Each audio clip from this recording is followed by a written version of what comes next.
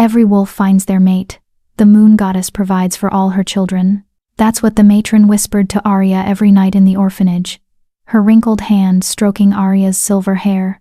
But when you became the only wolf in history rejected by your own pack before you even shifted, you learned that some children, the goddess, simply forgot.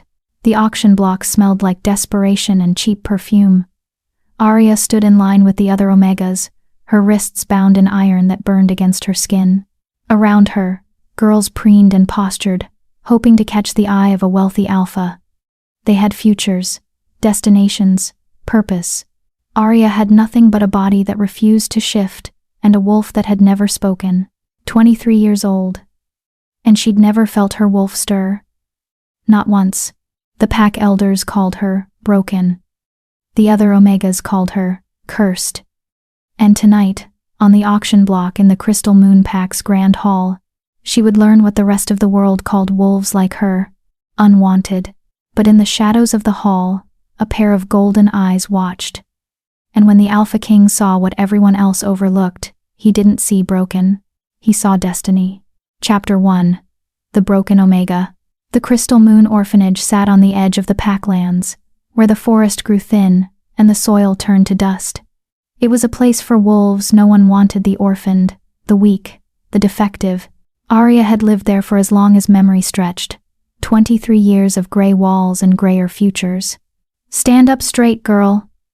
Matron Elise's voice cut through the morning cold as she inspected the line of Omegas preparing for the auction. Her eyes, once kind when Arya was small, now held only pity. Even broken things can be useful if they're presented well. Arya's fingers trembled as she smoothed down the simple white dress they'd given her. Around her, the other Omega girls wore silk and satin, their hair elaborately styled, their wolves lending them an inner glow that made their skin luminous.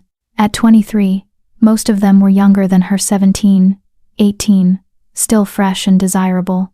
"Do you think anyone will bid on her?" whispered Celeste, a beautiful Omega with golden hair that cascaded down her back like honey. She didn't bother lowering her voice. "I heard the last wolfless Omega sold for less than a milk cow." "That's generous," replied Vivienne, examining her perfect nails. "At least a milk cow produces something of value." Matron Elise clapped her hands sharply. "Enough. Into the carriages. We leave for the Crystal Moon Pack house in 10 minutes. Arya climbed into the last carriage alone. The other girls refused to sit with her, as if her defect might somehow be contagious. Through the small window, she watched the orphanage disappear behind a veil of dust and dying trees. She'd been 6 years old when she first realized something was wrong. All the other children had shifted by 5, their wolves emerging in squeals of delight and clumsy puppy tumbles. But Arya's wolf never came. She'd waited in the moonlight, praying to the moon goddess, begging for the transformation that would make her whole. The goddess never answered. By age 13, when every wolf should have fully mastered their shift, the pack elders performed the rite of awakening, a sacred ceremony to force a wolf's emergence. They'd chained Arya in silver, cut her palms, called upon ancient magic. Nothing happened. The head elder, Marcus Stonehelm, had pronounced her judgment. Wolfless, an abomination. The goddess has turned her face from this child. After that, the whispers started. Cursed, broken, wrong. The carriage jolted over a rough patch of road, and Arya's head struck the wooden wall. She barely felt it. Pain had become such a constant companion that new hurts barely registered. The Crystal Moon Pack house appeared through the trees like a palace from a fairy tale. White marble columns reached toward the sky, and gardens bloomed in impossible colors. Wolves in fine clothing milled about the grounds, alphas, betas, merchants, traders. All here for one thing, the Omega auction. "Out!" commanded Matron Elise, yanking open the carriage door. "And remember, speak only when spoken to. Eyes down. Do not embarrass the orphanage more than your existence already does." The words should have hurt. Perhaps they once did. Now they just floated through Arya like smoke. The Omegas were led to a preparation room beneath the grand hall. Servants bustled around, applying makeup, fixing hair, adjusting clothes. When they reached Arya, they paused. "What are we supposed to do with this?" asked one servant, a beta woman with sharp features. Just make her presentable. Matron Elise sighed. Someone might want a housemaid. The goddess knows she's good for nothing else. They brushed her silver hair until it shone, applied minimal makeup to her pale face, and left her sitting in the corner while they fawned over the other Omegas. Celeste received a dress of deep emerald that made her eyes sparkle. Vivienne wore ruby red that clung to her curves. Arya wore white, the color of surrender. "Listen up!" A sharp-faced man in official pack regalia entered the room. Beta Carson, the auctioneer. "Tonight, we have buyers from 12 packs, 3 visiting alphas, and..." He paused dramatically. The Alpha King himself. Gasps rippled through the Omegas.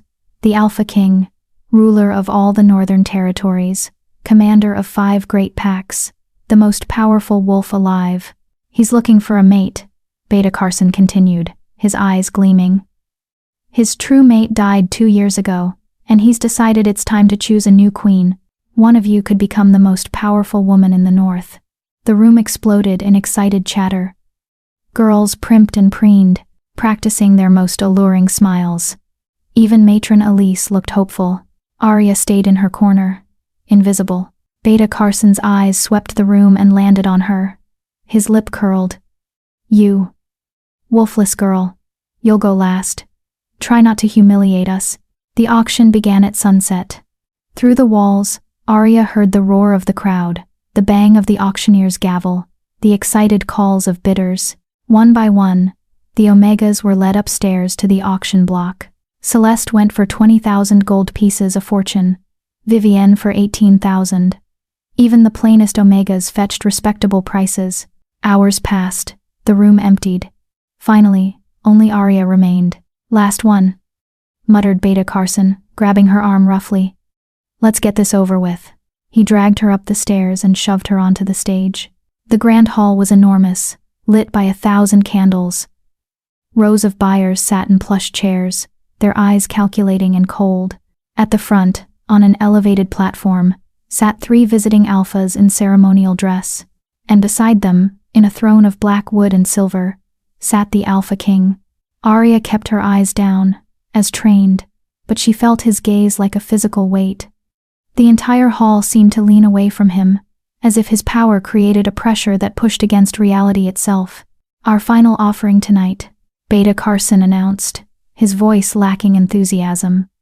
"Arya, age 23, from the Crystal Moon Orphanage. In excellent health, obedient, hard-working." He paused, and Arya heard the discomfort in his voice. "No wolf." The hall erupted in laughter. Cruel, mocking laughter that crashed over Arya like waves. "No wolf? What good is she? 23 and wolfless? She's defective. I wouldn't take her for free." Beta Carson's face reddened. "Perhaps suitable for household work. Shall we start the bidding at 50 gold pieces?" Silence. 40? More silence. Someone coughed. Another laughed. 20 gold pieces? Beta Carson's voice cracked with desperation. Surely someone. 10 gold pieces. A rough voice from the back. A merchant with a scarred face and dead eyes. "I need someone to scrub my tavern floors." Arya's throat closed. 10 gold pieces. Less than the cost of a cart horse. 10 gold going once. Beta Carson raised his gavel. 500,000 gold pieces. The voice cut through the hall like a blade through silk. Deep. Commanding. Absolute. Every head turned. The Alpha King had risen from his throne. His golden eyes bright as suns locked onto Arya. In that moment, the world contracted to just the two of them. King and broken Omega. Power and weakness. "I said 500,000 gold pieces." His voice was softer now, but it carried the weight of mountains. "For the girl, and I will accept no other bids." The hall exploded in chaos. Shouts, gasps, frantic whispers. Beta Carson dropped his gavel. The merchant who'd bid 10 gold pieces looked like he might faint. The Alpha King descended from his platform, his warriors parting like water before him. He crossed the hall in powerful strides, climbed the auction steps, and stood before Arya. She forced herself to look up. He was devastating. Not handsome, handsome was too small a word. He was formed from power itself. all sharp angles and dangerous beauty. His dark hair fell to his shoulders. His golden eyes held centuries of knowledge and pain. "What is your name?" His voice was gentle now, meant only for her. "Ah, Arya, Alpha King." Her voice cracked. "Arya," he repeated, as if tasting the word. "Do you know why I bit on you?" She shook her head, not trusting her voice. A slight smile touched his lips, sad and knowing. "Because everyone else saw broken, I saw hidden." He extended his hand. "Come. You're going home." Arya stared at his hand, broad, scarred, powerful. Behind her, she felt Beta Carson's shock, felt the entire hall holding its breath, felt the weight of every moment of rejection, every whispered curse, every pitying glance she'd endured for 23 years. And she placed her trembling hand in his. "Subscribe if you believe Arya deserves better than this. Because people like Arya need an audience that won't abandon them. Drop a comment if Arya's pain is your pain too." Chapter 2. The King's Castle. The Alpha King's carriage was nothing like the cramped, splintering wagon that had brought Arya to the auction. This was a mobile palace, black lacquered wood inlaid with silver, cushioned seats of midnight velvet, and windows of crystal so clear they seemed invisible. Arya sat rigid against the far corner, trying to make herself small. Across from her, the Alpha King watched with those unsettling golden eyes that seemed to see through skin and bone into the trembling core of her. "You're afraid." It wasn't a question. Arya's fingers twisted in the white fabric of her dress. "I don't understand, Alpha King. Why would you?" She couldn't finish. The words felt too presumptuous. "Kale." His voice was firm but not unkind. "My name is Kale, and you will use it when we're alone." I couldn't possibly." Arya's breath caught. To use an Alpha King's given name was a privilege reserved for equals, for family, for my mate, Kale finished, as if reading her thoughts. "Which is what you will become." The carriage suddenly felt airless. "But I'm wolfless. I can't be anyone's mate. The bond requires recognition." Kale leaned forward, his presence filling the space between them. "And I recognize you, Arya. I have recognized you since the moment I saw you on that stage, trying to disappear, while the world mocked you. You're mistaking pity for, I pity no one." The words were sharp enough to cut. Then, softer, "But I understand what it means to be rejected by your own kind." Arya looked up at him fully for the first time. In the flickering carriage lantern light, she saw something she hadn't noticed before: pain, deep and old and carefully hidden, but there, in the set of his jaw, in the shadows beneath those golden eyes. "How could you possibly?" she began. "Because I killed my true mate." The words fell like stones into water. 2 years ago, with these hands. The silence that followed was absolute. Even the horse's hooves seemed to quiet. "She was infected," Kale continued, his voice distant now, as if speaking from another world. "A rogue attack. The bite spread poison through her blood, turned her feral. She begged me," his jaw clenched. "She begged me to end it before she became something that would slaughter innocents. So I did. I held her, as her heart stopped beating, and I felt our bond snap like a chain breaking." Arya's hand moved without thought, reaching across the space between them. She stopped herself inches from touching his arm, suddenly aware of the presumption. But Kale caught her hand, his fingers warm and rough against hers. "Don't," he said quietly. "Don't stop yourself from showing kindness. The world has taught you to be small. I'm going to teach you to take up space." The carriage climbed higher into the mountains. Through the windows, Arya watched the forest change, the scraggly trees of the lowlands giving way to towering pines, the dusty ground becoming rich earth. The air itself felt different here, cleaner, charged with something ancient and powerful. "The Silverstone territory," Kale explained, following her gaze. "My lands. 5 packs answer to me here. 3,000 wolves call this place home. 3,000. Arya had never seen more than 100 wolves in one place. "They will be your wolves too," Kale continued. "Your pack, your people. They'll never accept me." The words escaped before Arya could stop them. "I'm wolfless, broken. No pack has ever wanted." "Arya." Kale's voice commanded her attention. Look at me. She did. You are not broken. You are not cursed. You are not a mistake. Each word was delivered with absolute certainty. You are exactly what you were meant to be, and if my pack cannot see that, then I will teach them, one wolf at a time, if necessary. The carriage crested a final hill, and Arya's breath caught. The Silverstone castle rose from the mountain like it had grown there, gray stone and silver spires reaching toward the moon. It was massive, ancient, and beautiful in a way that made her chest ache. Hundreds of windows blazed with warm light. Gardens terraced down the mountainside in cascading levels of green and gold. Home, Kale said simply. The gates opened before them, silver wrought in the shape of wolves mid-leap. Guards in black uniforms saluted as the carriage passed. Servants rushed forward as they pulled up to the main entrance, a grand staircase of white marble that gleamed in the torchlight. Kale stepped out first, then turned and offered his hand to Arya. She took it, her legs trembling as she descended onto the marble. A crowd had gathered. Dozens of wolves, warriors, servants, nobles, all staring at her with expressions ranging from curiosity to confusion to barely concealed disgust. Presenting Arya, announced a dignified older man in formal robes, the king's herald.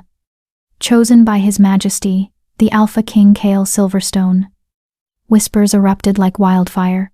Is that the wolfless girl from the auction? He paid $500,000 for her? She's so plain. What was he thinking? A woman pushed through the crowd, tall, elegant, with auburn hair piled high and a dress of deep purple silk. Her wolf radiated through her, making her skin glow with health and power. She was stunning in the way only a strong she-wolf could be. Kale. Her voice was smooth as honey, and twice as sweet. Surely there's been some mistake. This child cannot possibly be Lady Seraphina. Kale's voice froze the woman mid-step. I don't recall requesting your opinion. Seraphina's perfect smile tightened. Of course, Alpha King. I only thought given your position you might want someone more suitable. Someone with a wolf. Someone who could actually bear strong heirs. The crowd murmured agreement. Arya felt the weight of their judgment, pressing down on her like physical force. Her chest tightened. Her vision swam. She couldn't breathe. Excuse me, she whispered, pulling her hand from Kale's and stumbling backward. I can't. She turned and ran. Behind her, she heard Kale's voice, sharp with command. No one follows her. She needs space. Arya fled through the castle's entrance hall, all marble and gold and tapestries depicting great battles. She ran up staircases, down corridors, not knowing where she was going, just needing to escape the stares and whispers and crushing certainty that this was all a terrible mistake. She found herself in a tower room, small and round, with windows looking out over the mountains. The moon hung low and full, painting everything in silver light. Arya collapsed against the window, pressing her forehead to the cool glass. Below, the castle sprawled in all its impossible glory. This wasn't her world. These weren't her people. She was a broken omega from a forgotten orphanage, and no amount of royal attention would change what she fundamentally was. Nothing. You run fast for someone without a wolf. Arya spun. Kale stood in the doorway, his massive frame filling the space. He'd followed her despite his own command. Of course he had. I'm sorry, Arya said quickly. I shouldn't have run. Everyone was staring, and Lady Seraphina was right. I can't be what you need. I can't give you strong heirs or lead a pack or… Stop. Kale crossed the room in 3 strides. He gripped her shoulders gently but firmly. Listen to me very carefully, Arya. I don't need strong heirs. I don't need a she-wolf who can fight battles. I have warriors for that. I have advisors. I have an entire kingdom of wolves who can do what wolves do. His hands moved to cup her face, forcing her to meet his eyes. What I have needed for 2 years, is someone who understands what it means to be rejected by the very thing that should love you most. Someone who knows how it feels to be called broken when you're just different. Someone who has survived, despite the world telling them they shouldn't exist. Tears blurred Arya's vision. Why me? Because when I looked at you on that stage, being sold for less than livestock, you didn't bow your head in shame. You stood there with your spine straight and your eyes forward, and you endured. His thumb brushed away a tear. That's not weakness, Arya. That's the strongest thing I've ever seen. I'm still wolfless, she whispered, and I'm still a king who murdered his mate. Kale's smile was sad and crooked. We're both broken in our own ways. Maybe that's exactly why we fit. Before Arya could respond, footsteps echoed in the corridor. A young woman appeared in the doorway, petite, with wild black curls and bright green eyes that sparkled with mischief. There you are, she exclaimed, bouncing into the room. I've been looking everywhere. I'm Lyra, by the way, beta female, second in command, professional meddler. She extended her hand to Arya. And you must be the girl who just gave Lady Seraphina a public aneurysm. I like you already. Despite everything, Arya felt a small smile tug at her lips. Don't encourage her, Kale said, but there was warmth in his voice. Lyra lives to cause chaos. Someone has to keep this gloomy castle interesting. Lyra grabbed Arya's hand and pulled her toward the door. Come on. I'll show you to your rooms. They're in the Queen's Tower, gorgeous view, private bath, and far enough from Seraphina's quarters that you won't have to smell her perfume. Lyra, Kale warned. What? I'm being helpful. Lyra grinned back at him. You deal with the uptight nobles. I'll deal with making sure your future queen doesn't run away in the middle of the night. As Lyra dragged her down the corridor, chattering about castle gossip and which servants were trustworthy, Arya glanced back at Kale. He stood in the tower doorway, watching her with an expression she couldn't quite read. But for the first time since the auction, Arya felt something strange flutter in her chest. Hope. Maybe, just maybe, this broken Omega had finally found a place where she could be whole. Chapter 3. The Queen's Test. The Queen's Tower was a dream made of stone and starlight. Lyra pushed open massive double doors carved with running wolves, revealing a suite of rooms that made Arya's throat tighten. The main chamber was circular, with floor-to-ceiling windows overlooking the mountains. A bed large enough for 5 people sat against one wall, draped in silk the color of midnight. Plush rugs covered gleaming hardwood floors. A fireplace crackled with welcoming warmth. Not bad, right? Lyra flopped onto a velvet settee, grinning. Kale had it prepared the moment he returned from the auction.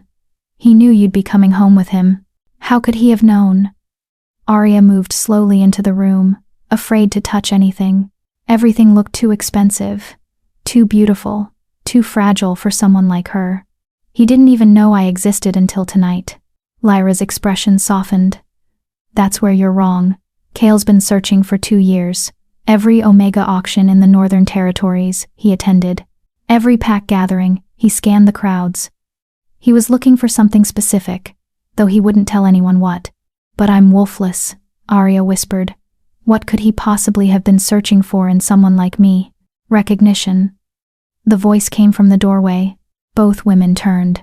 An elderly woman stood there, bent with age but radiating a power that made the air shimmer. Her eyes were milky white blind, but they seemed to see more than any sighted person could. Elder Moira, Lyra said respectfully, rising from the settee. The old woman shuffled into the room, her gnarled walking stick tapping against the floor. She stopped directly in front of Arya, those unseeing eyes fixed on her face. You're the one, Elder Moira said. The one from the prophecy. Arya's heart stuttered. Prophecy? 20 years ago, I had a vision. Elder Moira's voice was like dry leaves rustling. I saw a king drowning in darkness, and a girl with no wolf who would pull him into the light.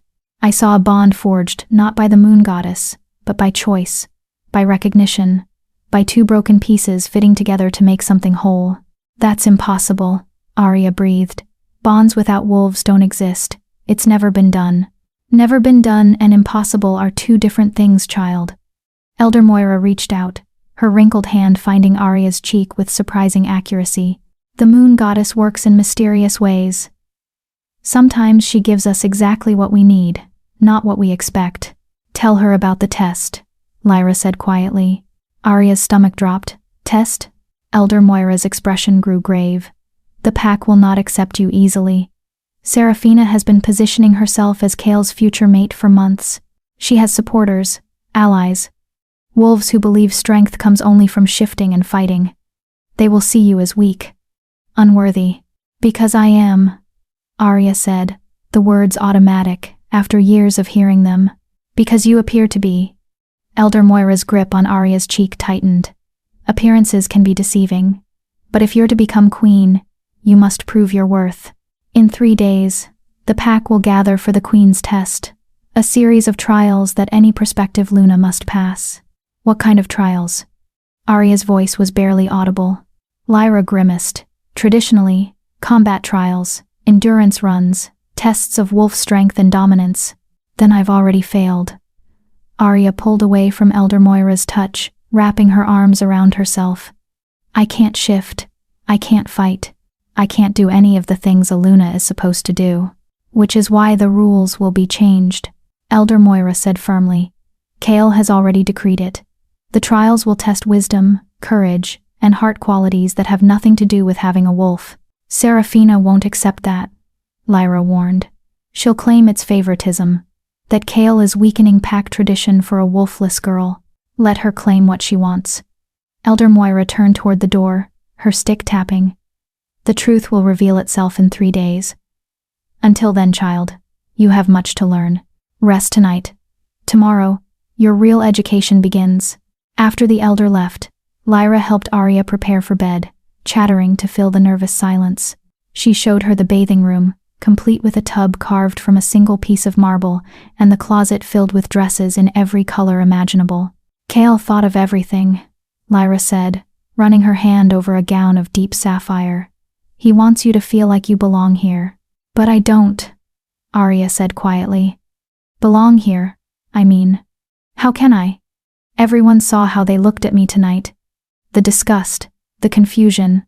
Lyra turned to face her, all mischief gone from her expression. You want to know a secret?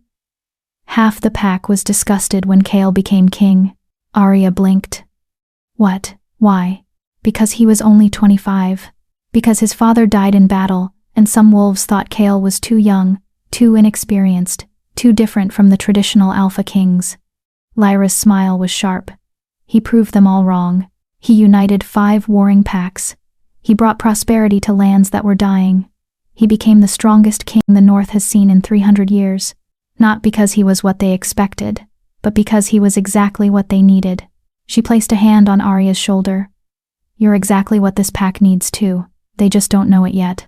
After Lyra left, Arya stood at the window, watching the moon track across the sky. Below, the castle grounds stretched out in silver and shadow. Somewhere down there, Kale was dealing with angry nobles. Serafina was plotting. The pack was whispering about the broken Omega their king had chosen, and in 3 days, Arya would have to prove she deserved to stand at Kale's side. She had never felt more terrified in her life. The next morning arrived too quickly. Arya woke to find Lyra already in her room, throwing open curtains and letting in blazing sunlight. Up, you have training to do and exactly 2 days to prepare for the Queen's test. Training? Arya sat up, rubbing sleep from her eyes. What kind of training? The useful kind. Lyra tossed a simple tunic and pants onto the bed. Get dressed. We're starting with the basics. An hour later, Arya found herself in a massive library deep in the castle's heart. Shelves stretched 30 feet high, packed with books so old their spines cracked when touched. Elder Moira sat at a long table, various texts spread before her. Sit, the old woman commanded. Arya obeyed. The first trial will test your knowledge of pack law and history, Elder Moira began. Serafina has studied these texts her entire life. She knows every law, every precedent, every loophole. You have 2 days to catch up. Arya stared at the mountain of books. That's impossible. Then you'd better start reading. Elder Moira pushed a thick tome toward her. This contains the founding laws, the original rules set down by the first wolves. You'll need to know them by heart. For the next 6 hours, Arya read until her eyes burned.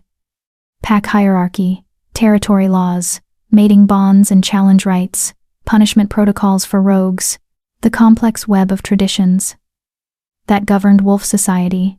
Lyra appeared at noon with food, which Arya barely tasted. then back to reading. By evening, her head swam with information. She could barely remember her own name, let alone the 17 subclauses of the Territory Challenge Protocol. Enough. Elder Moira closed the book Arya had been staring at. Knowledge without understanding is useless. Tell me, what is the most important law in the pack? Arya's mind raced through everything she'd read. The law of the Alpha? The mating bond protocol? The law of recognition, Elder Moira interrupted. Do you know what it says? Arya shook her head. It says, a true Alpha recognizes worth where others see weakness. A true Luna recognizes strength where others see broken. The old woman's blind eyes seemed to pierce through Arya. That's why Kale chose you. He recognized something everyone else missed. But what? Arya's frustration boiled over. What could he possibly see in me? I have no wolf, no strength. No, you survived. Kale's voice cut through the library like a blade. Arya spun. He stood in the doorway, still in his formal council attire, all black leather and silver clasps. He looked exhausted, dark circles under those golden eyes. You survived 23 years of rejection, Kale continued, walking toward her. You survived being called broken, cursed, worthless. You survived being sold on an auction block for less than livestock. And you're still here. Still fighting. Still standing. He stopped in front of her, close enough that she could feel the heat radiating from him. That's not weakness, Arya. That's the kind of strength that can't be taught. The kind that's forged in suffering and tempered in survival. The pack doesn't see it that way, Arya whispered. Then we'll make them see. Kale's hand cupped her cheek, his thumb brushing her skin. Together, a sharp cough from Elder Moira broke the moment. As touching as this is, Alpha King, your future queen needs rest. Tomorrow brings harder lessons. Kale smiled, a real smile that softened his harsh features. Then, I'll escort her to her chambers. They walked through the castle in comfortable silence, Kale's hand resting lightly on her lower back. Servants bowed as they passed. Guards saluted, and through every corridor, Arya felt eyes watching, judging, weighing her worth. At her door, Kale paused. I know you're afraid of the test. Terrified, Arya admitted. Good. Fear means you understand what's at stake. His golden eyes held hers. But remember, you're not doing this alone. I'll be there. Lyra will be there. Elder Moira will be there. We believe in you. Even if you don't believe in yourself yet. He leaned down, and for a heart-stopping moment, Arya thought he might kiss her. Instead, his lips brushed her forehead, gentle, reverent, full of promise. Sleep well, Arya. Tomorrow you begin becoming a queen. As her door closed, Arya leaned against it, her heart racing. Through the wood, she heard Kale's footsteps fade down the corridor. 2 days until the queen's test. 2 days to prove she deserved to stand beside an Alpha King. 2 days to become something more than the broken Omega everyone believed her to be. Arya walked to the window, looking out at the moon full and bright and impossibly distant. Please, she whispered to the moon goddess who had never answered her prayers. If you're listening, help me not fail. The moon remained silent, but somewhere deep in Arya's chest, something stirred. Not her wolf she'd long since accepted that would never come. Something else. Something that felt almost like strength. Chapter 4. The First Trial. The second day of preparation began before dawn. Arya woke to find not Lyra at her bedside, but a stern-faced woman in warrior leathers, scarred, muscled, with gray streaking her dark hair. Up, the woman barked. I'm Commander Thorne. I train the King's Guard. Today, I train you. But I thought... Arya scrambled out of bed. Elder Moira said the trials would test wisdom and heart, not combat. Wisdom means nothing if you can't stand on your own 2 feet when someone tries to knock you down. Commander Thorne tossed a set of training clothes at Arya. The second trial is endurance. You'll be required to navigate the mountain pass alone, facing whatever obstacles are placed in your path. Without a wolf's strength, you'll need to rely on strategy and sheer stubbornness.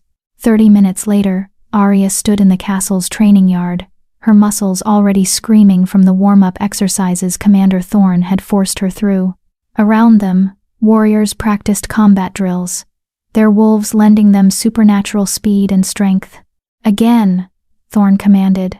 Arya pulled herself up on the climbing rope for the 20th time, her palms raw and bleeding, her arms shook, her lungs burned, everything hurt. "I can't," she gasped, dropping to the ground.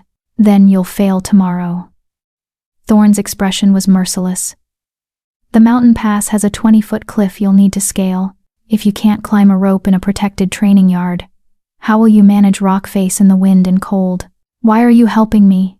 Arya asked between ragged breaths. "Everyone else in this pack wants me gone." Thorn was quiet for a long moment. Then, 15 years ago, I lost my wolf. Arya's head snapped up. "What?" "A battle against rogues. One of them had a cursed blade, dark magic forged specifically to sever the bond between wolf and human." Thorn's jaw clenched. "I survived. My wolf didn't. For months, I was exactly what you are now. Wolfless. Broken. Useless. According to pack law, but you're commander of the King's Guard," Arya said, confused. "How did you—" "Kale's father was king then. He told me I had two choices: accept being demoted to Omega status and live as a servant, or prove that my worth had nothing to do with my wolf." Thorn's eyes hardened with memory. "So I trained. Harder than anyone. I learned to compensate for my missing strength with strategy, speed, and skill. I became twice the warrior I'd been with a wolf, because I had something to prove." She grabbed Arya's shoulders, forcing eye contact. "You have something to prove too. Not to the pack, they don't matter. To yourself. Show yourself that you're more than the limitations others have placed on you." Arya felt something crack open in her chest. "Did your wolf ever come back?" Thorn smiled, sad and knowing. 5 years later, the moon goddess works on her own timeline, but by then, I'd already learned the most important lesson. A wolf doesn't make you strong. It just makes you wolf. Strength comes from here. She tapped Arya's chest, right over her heart. "And you have more of that than anyone I've ever met. How can you possibly know that? Because you're still standing." Thorn stepped back, gesturing to the rope. "Now climb. And this time, don't stop until you reach the top." Arya climbed. Her hands bled, her muscles screamed, her vision swam with exhaustion. But she reached the top. That afternoon, Elder Moira continued drilling Arya on pack law, but now, instead of just reading, the old woman asked questions, rapid-fire challenges that forced Arya to think, not just memorize. A rogue challenges the alpha for territory. What are the alpha's 3 legal responses? Accept the challenge and fight, delegate a champion to fight in his place, or invoke the law of sanctuary if the rogue has just cause for grievance. Good. A mated pair wishes to dissolve their bond. Under what circumstances is this permitted? If both parties consent, if one party is proven unfaithful, or if the bond causes physical harm to either wolf through incompatibility. Excellent. Now, Elder Moira's expression grew serious. A wolfless Omega wishes to claim the position of Luna. What does pack law say? Arya's mouth went dry. I didn't see anything about that in the texts, because it's never happened before. Elder Moira leaned forward. Which means there's no law against it. Seraphina will argue tradition. She'll say that a Luna without a wolf cannot fulfill her duties, cannot lead hunts, cannot fight to protect the pack, cannot produce strong heirs. She's right, Arya whispered. Is she? Elder Moira's blind eyes seemed to see straight through her. Tell me, child, what is a Luna's true purpose? Arya thought back to all the texts she'd read. To stand beside the Alpha, to provide counsel, to unite the pack and ensure its prosperity. And which of those requires a wolf? Arya opened her mouth, then closed it. None of them did. A Luna's role was political, social, spiritual, not physical. Seraphina will make it about strength. Elder Moira continued. You must make it about wisdom. She will try to intimidate. You must remain calm. She will attack. You must defend with words sharper than claws. I don't know if I can do that, Arya admitted. Then you'll learn. Elder Moira pushed another book toward her. This contains records of every Luna in Silverstone history. Study them. Learn how they ruled, how they spoke, how they commanded respect. Then tomorrow, channel every single one of them. Arya read until her eyes burned. Luna Morgana, who negotiated peace between 3 warring packs. Luna Isadora, who saved her people from famine through clever trade agreements. Luna Celeste, who reformed cruel pack laws to protect the weak. Not one of them had earned respect through physical strength alone. They'd earned it through intelligence, compassion, and unshakable will. As evening fell, Lyra appeared with dinner and unexpected company. "You have a visitor," she said, stepping aside to reveal a young man with kind eyes and a hesitant smile. "I'm Finn," he said, bowing slightly. "The castle healer. I heard you've been training with Commander Thorne and thought you might need." He held up a jar of salve. "Your hands." Arya looked down at her palms, raw, blistered, still seeping blood. "May I?" Finn asked gently. She nodded, extending her hands. Finn's touch was careful, clinical, as he cleaned the wounds and applied the salve. It smelled of herbs and moonlight, and the pain began to fade almost immediately. "You're being very brave," Finn said quietly. "The whole pack is talking about tomorrow. Most are betting you'll withdraw before the first trial even begins." "What are you betting?" Arya asked. Finn's smile widened. "That you'll surprise everyone. Kale doesn't make mistakes. If he chose you, there's a reason. The pack just needs to see it." After Finn left, Arya stood at her window, watching the castle prepare for tomorrow's trials. Banners were being hung, seating areas constructed. The entire pack would attend thousands of wolves, all watching to see if the broken Omega would fail. A knock at her door made her turn. Kale entered without waiting for permission, closing the door behind him. He looked different tonight, no formal regalia, just simple clothes that made him seem almost human. "Almost. You should be resting," he said. "I can't sleep." "Neither can I." He crossed to the window, standing beside her, close enough to touch, but not touching. "I want to tell you something. About my mate, about Alara." Arya's breath caught. He'd never spoken her name before. She was everything a Luna should be. Kale continued, his voice rough with old pain. Strong, fierce, beautiful.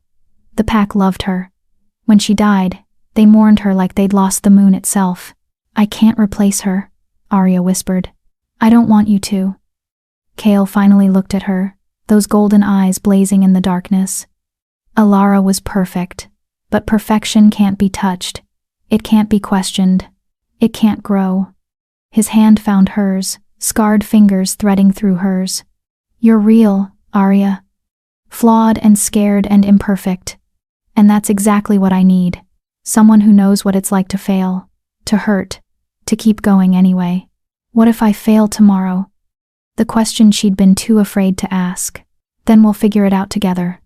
Kale raised her hand to his lips, kissing her torn palms with devastating gentleness. "But you won't fail. Do you know why?" "Why?" "Because you've been failing your entire life, and you're still here, still fighting. Failure doesn't scare you anymore. That makes you more dangerous than Serafina could ever be."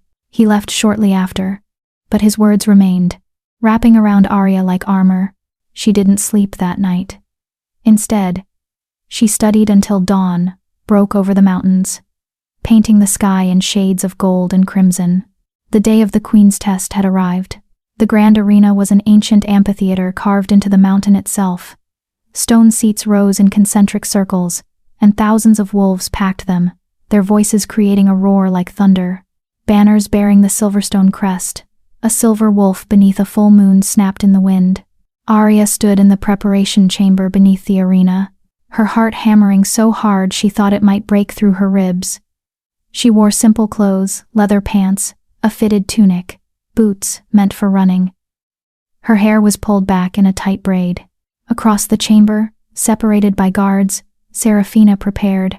She wore elaborate armor, ceremonial, but functional, that made her look like a warrior goddess. Her auburn hair cascaded down her back in perfect waves. She was everything Arya wasn't: powerful, confident, born to lead. "First trial begins in 5 minutes, announced Beta Carson. the same man who'd auctioned Arya 3 days ago.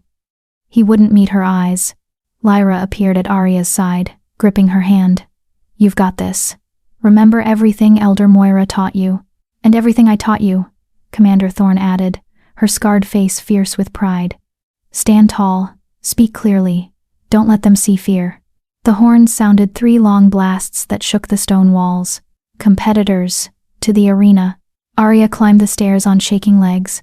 Light hit her eyes, blinding after the dim preparation chamber. The crowd's roar intensified, a wave of sound that crashed over her. The arena floor was a circle of packed earth, 50 feet across. At the far end, a raised platform held 3 chairs for the judges, Elder Moira, Commander Thorne, and a visiting alpha from a neighboring pack. And above them all, in a throne of black stone, sat Kale. His golden eyes found hers across the distance, and she felt the weight of his belief like a physical touch. Seraphina entered from the opposite side, and the crowd exploded with cheers. She raised her arms in acknowledgement, her wolf radiating through her skin, making her glow with power.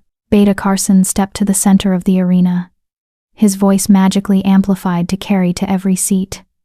"Welcome to the Queen's Test. Today, 2 candidates compete for the honor of standing beside our Alpha King as Luna. The trials will test knowledge, endurance, and heart. There will be 3 trials in total. The candidate who succeeds in 2 of 3 will claim victory." He gestured to Seraphina. "Lady Seraphina of House Nightshade. Born to nobility, trained in combat and law, possessing one of the strongest wolves in the territory." Cheers shook the arena. He turned to Arya. "Arya, of no house, Omega. Wolfless." The cheers died. In their place came whispers, jeers, scattered laughter. Arya's face burned, but she kept her spine straight, kept her chin up, just like Commander Thorne had taught her. "The first trial," Beta Carson announced, "tests knowledge of pack law. Each candidate will answer 5 questions of increasing difficulty. Incorrect answers result in elimination." He turned to Seraphina. "Lady Seraphina, your first question. What is the penalty for a rogue caught trespassing on pack lands? Death or exile?" "At the Alpha's discretion," Seraphina answered without hesitation, her voice strong and clear. "Correct." Beta Carson turned to Arya. "Arya, your first question. Under what circumstances can an Omega challenge a Beta for rank?" Arya's mind raced through everything she'd studied. If the Beta has committed 3 proven offenses against pack law, or if the Omega has performed a deed of exceptional valor recognized by the Alpha. "Correct." The questions continued, growing harder. Seraphina answered each one perfectly, her confidence growing with every correct response. But Arya kept pace, drawing on 2 days of relentless study, until the 5th question. "Lady Seraphina," Beta Carson said, "what is the law of recognition?" Seraphina's confident expression flickered. "Just for a moment. The law of recognition states that an alpha has the right to choose their mate without pack approval, provided the mate is of appropriate rank and strength." "Incorrect." Elder Moira's voice rang out from the judge's platform. Gasps rippled through the crowd. Seraphina's face went pale, then red with fury. Beta Carson turned to Arya. "Arya, if you answer this question correctly, you win the first trial." "What is the law of recognition?" Arya's throat was dry, every eye in the arena fixed on her. Thousands of wolves, waiting for her to fail. She thought of Elder Moira's words, of Kale's belief, of Commander Thorne's scars, of 23 years of surviving. "The law of recognition," Arya said, her voice surprisingly steady, states, "A true alpha recognizes worth where others see weakness. A true Luna recognizes strength where others see broken. It means that a leader's value lies not in physical power, but in the ability to see potential where others see only flaws." Silence. Then Elder Moira stood. "Correct. The first trial goes to Arya." The arena exploded in chaos, shouts of disbelief, anger, scattered cheers. Seraphina's face twisted with rage, and on his throne, Kale smiled. "If Arya's journey moved you, subscribe so you never miss a story like this. Stories like these deserve an audience that cares." Comment. What would you do in Arya's position? Chapter 5. The Mountain Pass. The arena erupted in chaos. Wolves shouted from the stands, some cheering Arya's unexpected victory, others howling in outrage that a wolfless Omega had bested Lady Seraphina in the first trial. Seraphina herself stood frozen, her beautiful face contorted with disbelief and fury. Her wolf surged beneath her skin, making her eyes flash gold. For a moment, Arya thought she might attack right there in the arena. "Silence!" Kale's voice cut through the noise like a blade through silk. The command in it, the sheer alpha power, forced every wolf in the arena into instant submission. Even Seraphina lowered her head, though her hands clenched into fists. "The first trial has concluded fairly," Kale continued, his golden eyes sweeping the crowd. "Any wolf who questions the judgment questions me. Is that what you want?" The crowd fell into sullen quiet. No one dared challenge an Alpha King directly. Beta Carson stepped forward, his face carefully neutral. "We will take a 30-minute respite before the second trial begins. Competitors, return to your preparation chambers." Arya's legs nearly gave out as she walked back down the stairs. Adrenaline drained from her body, leaving her shaking and weak. She'd won. Somehow, impossibly, she'd won the first trial. But Seraphina's eyes followed her, burning with hatred that promised retribution. In the preparation chamber, Lyra threw her arms around Arya, nearly knocking her over. "You did it. Did you see Seraphina's face? I thought her head was going to explode." "One trial down," Commander Thorne said, more measured but with satisfaction in her voice. "2 to go. The next one will be harder. Seraphina won't underestimate you again." "What exactly is the second trial?" Arya asked, accepting water from Finn, who'd appeared with medical supplies. "The mountain pass," Thorne explained. "It's a test of endurance and survival.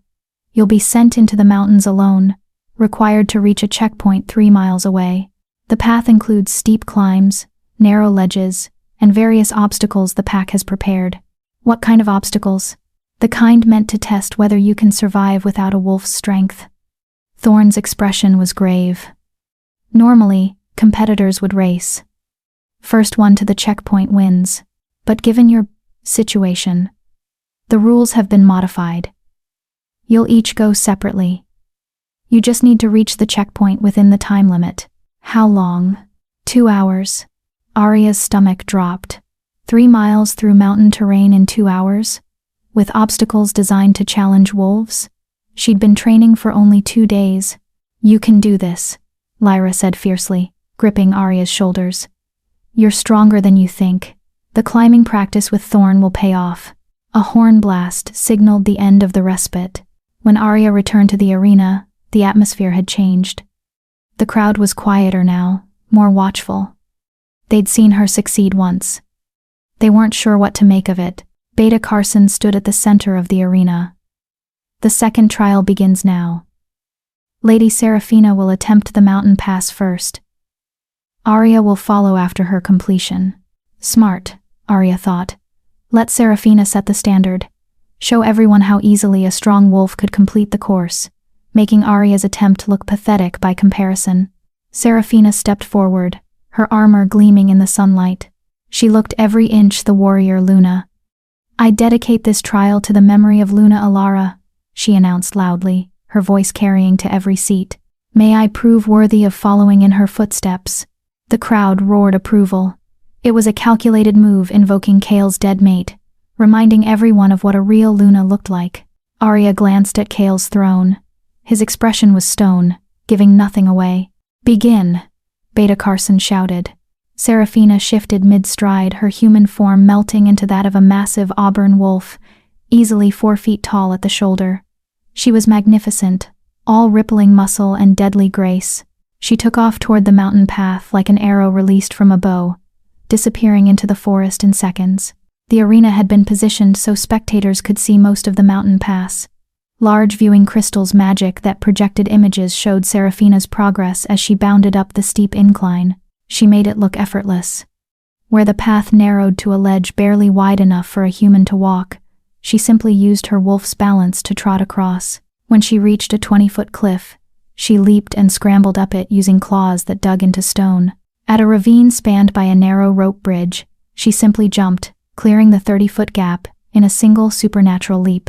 The crowd cheered with each obstacle conquered. 47 minutes after starting, Serafina reached the checkpoint, a stone marker at the mountain's peak. She shifted back to human form, barely winded, and raised her arms in triumph. The arena shook with applause. When she returned to the arena floor, she walked straight to Arya, stopping inches away. "Let's see you match that, Omega," she hissed, low enough that only Arya could hear. "Let's see you survive what would take a real wolf less than an hour. Maybe you'll fall, maybe you'll fail. Maybe you'll finally understand that you don't belong here." Arya met her gaze, refusing to flinch. "Maybe I'll surprise you." "Arya," Beta Carson called.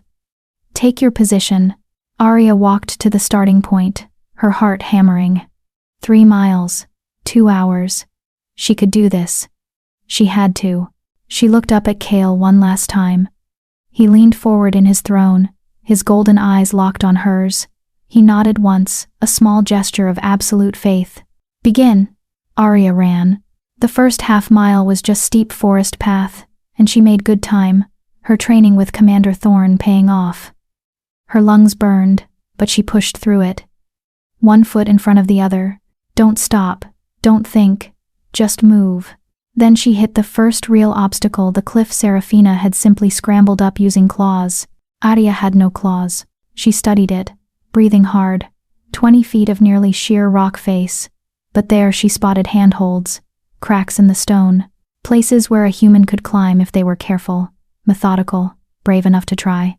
She started climbing. Her palms, barely healed from yesterday's training, split open again. Blood made her grip slippery. Her arms screamed.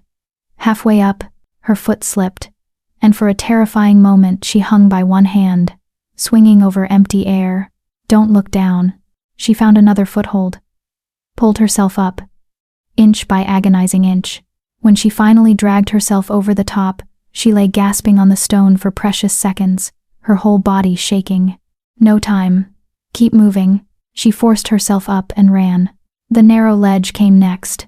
In the viewing crystals projected throughout the arena, the spectators watched her approach at a path barely 12 inches wide.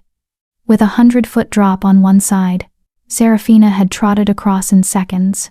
Arya pressed her back to the cliff wall and inched sideways, her eyes locked straight ahead, refusing to acknowledge the yawning emptiness beside her. A wind gust nearly knocked her loose. She grabbed at the rock face, nails scraping, and held on until it passed. Keep going. Minutes crawled by. Finally, she reached the other side. The viewing crystals showed the crowd's reactions. Some looked bored, this was taking too long. Others looked impressed? Surprised that she'd made it this far? The ravine loomed ahead, 30 feet across, spanned by that rope bridge. Serafina had jumped it. Arya couldn't jump it. She studied the bridge. It swayed in the wind, ropes frayed in places. It looked like it might collapse under a wolf's weight. But she wasn't a wolf. She was lighter, smaller. She stepped onto the first rope. It swung wildly. She grabbed the side ropes, holding on with bleeding hands, and took another step, and another. Halfway across, a rope snapped. The bridge lurched sideways, and Arya screamed, her feet slipping off the bottom rope. She hung by her hands alone, legs dangling over the ravine. The crowd gasped. In the arena, Lyra jumped to her feet. Even Serafina looked shocked. Arya's arms burned. She couldn't hold on. She was going to fall. No. The word came from somewhere deep inside her.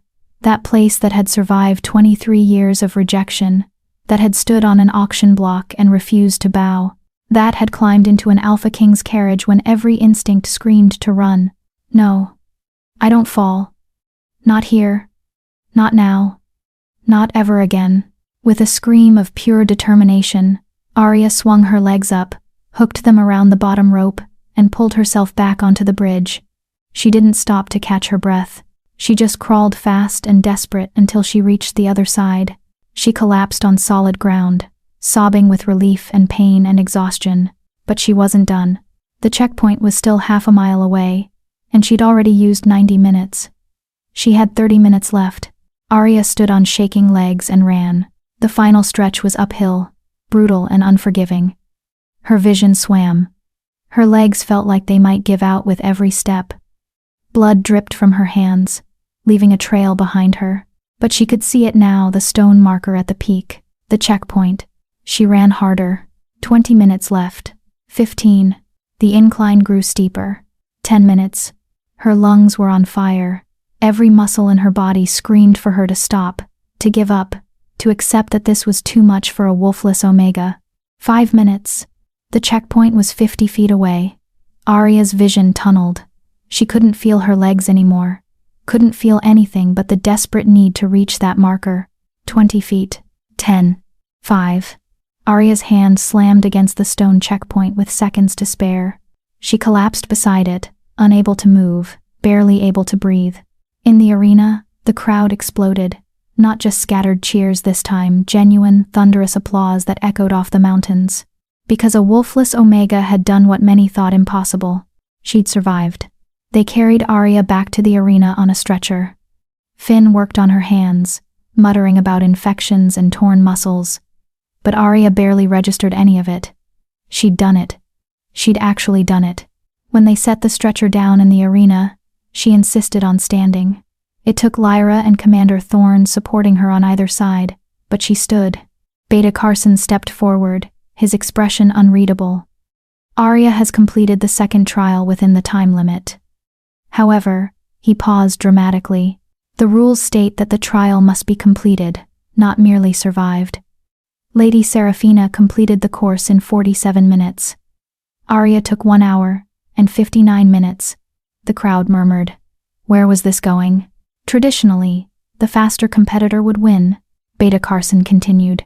But as the rules were modified for these trials, the judges must decide whether completion alone is sufficient, or whether speed should be a factor. All eyes turned to the judges' platform. Commander Thorne stood first. Arya completed every obstacle without using a wolf's advantages. No supernatural strength, no claws, no enhanced healing. That she finished it all is a greater feat than Seraphina's speed. I vote in Arya's favor. 1 vote. The visiting Alpha stood next. Seraphina demonstrated the qualities of a traditional Luna: strength, speed, dominance. The pack needs a leader who can move quickly in crisis. I vote for Seraphina. 1 vote each. Elder Moira rose last. The entire arena held its breath. I have lived for 97 years, the blind woman said, her voice carrying despite her age. I have seen 12 Lunas take their place beside Alpha Kings. Some were strong, some were fast, some were fierce warriors.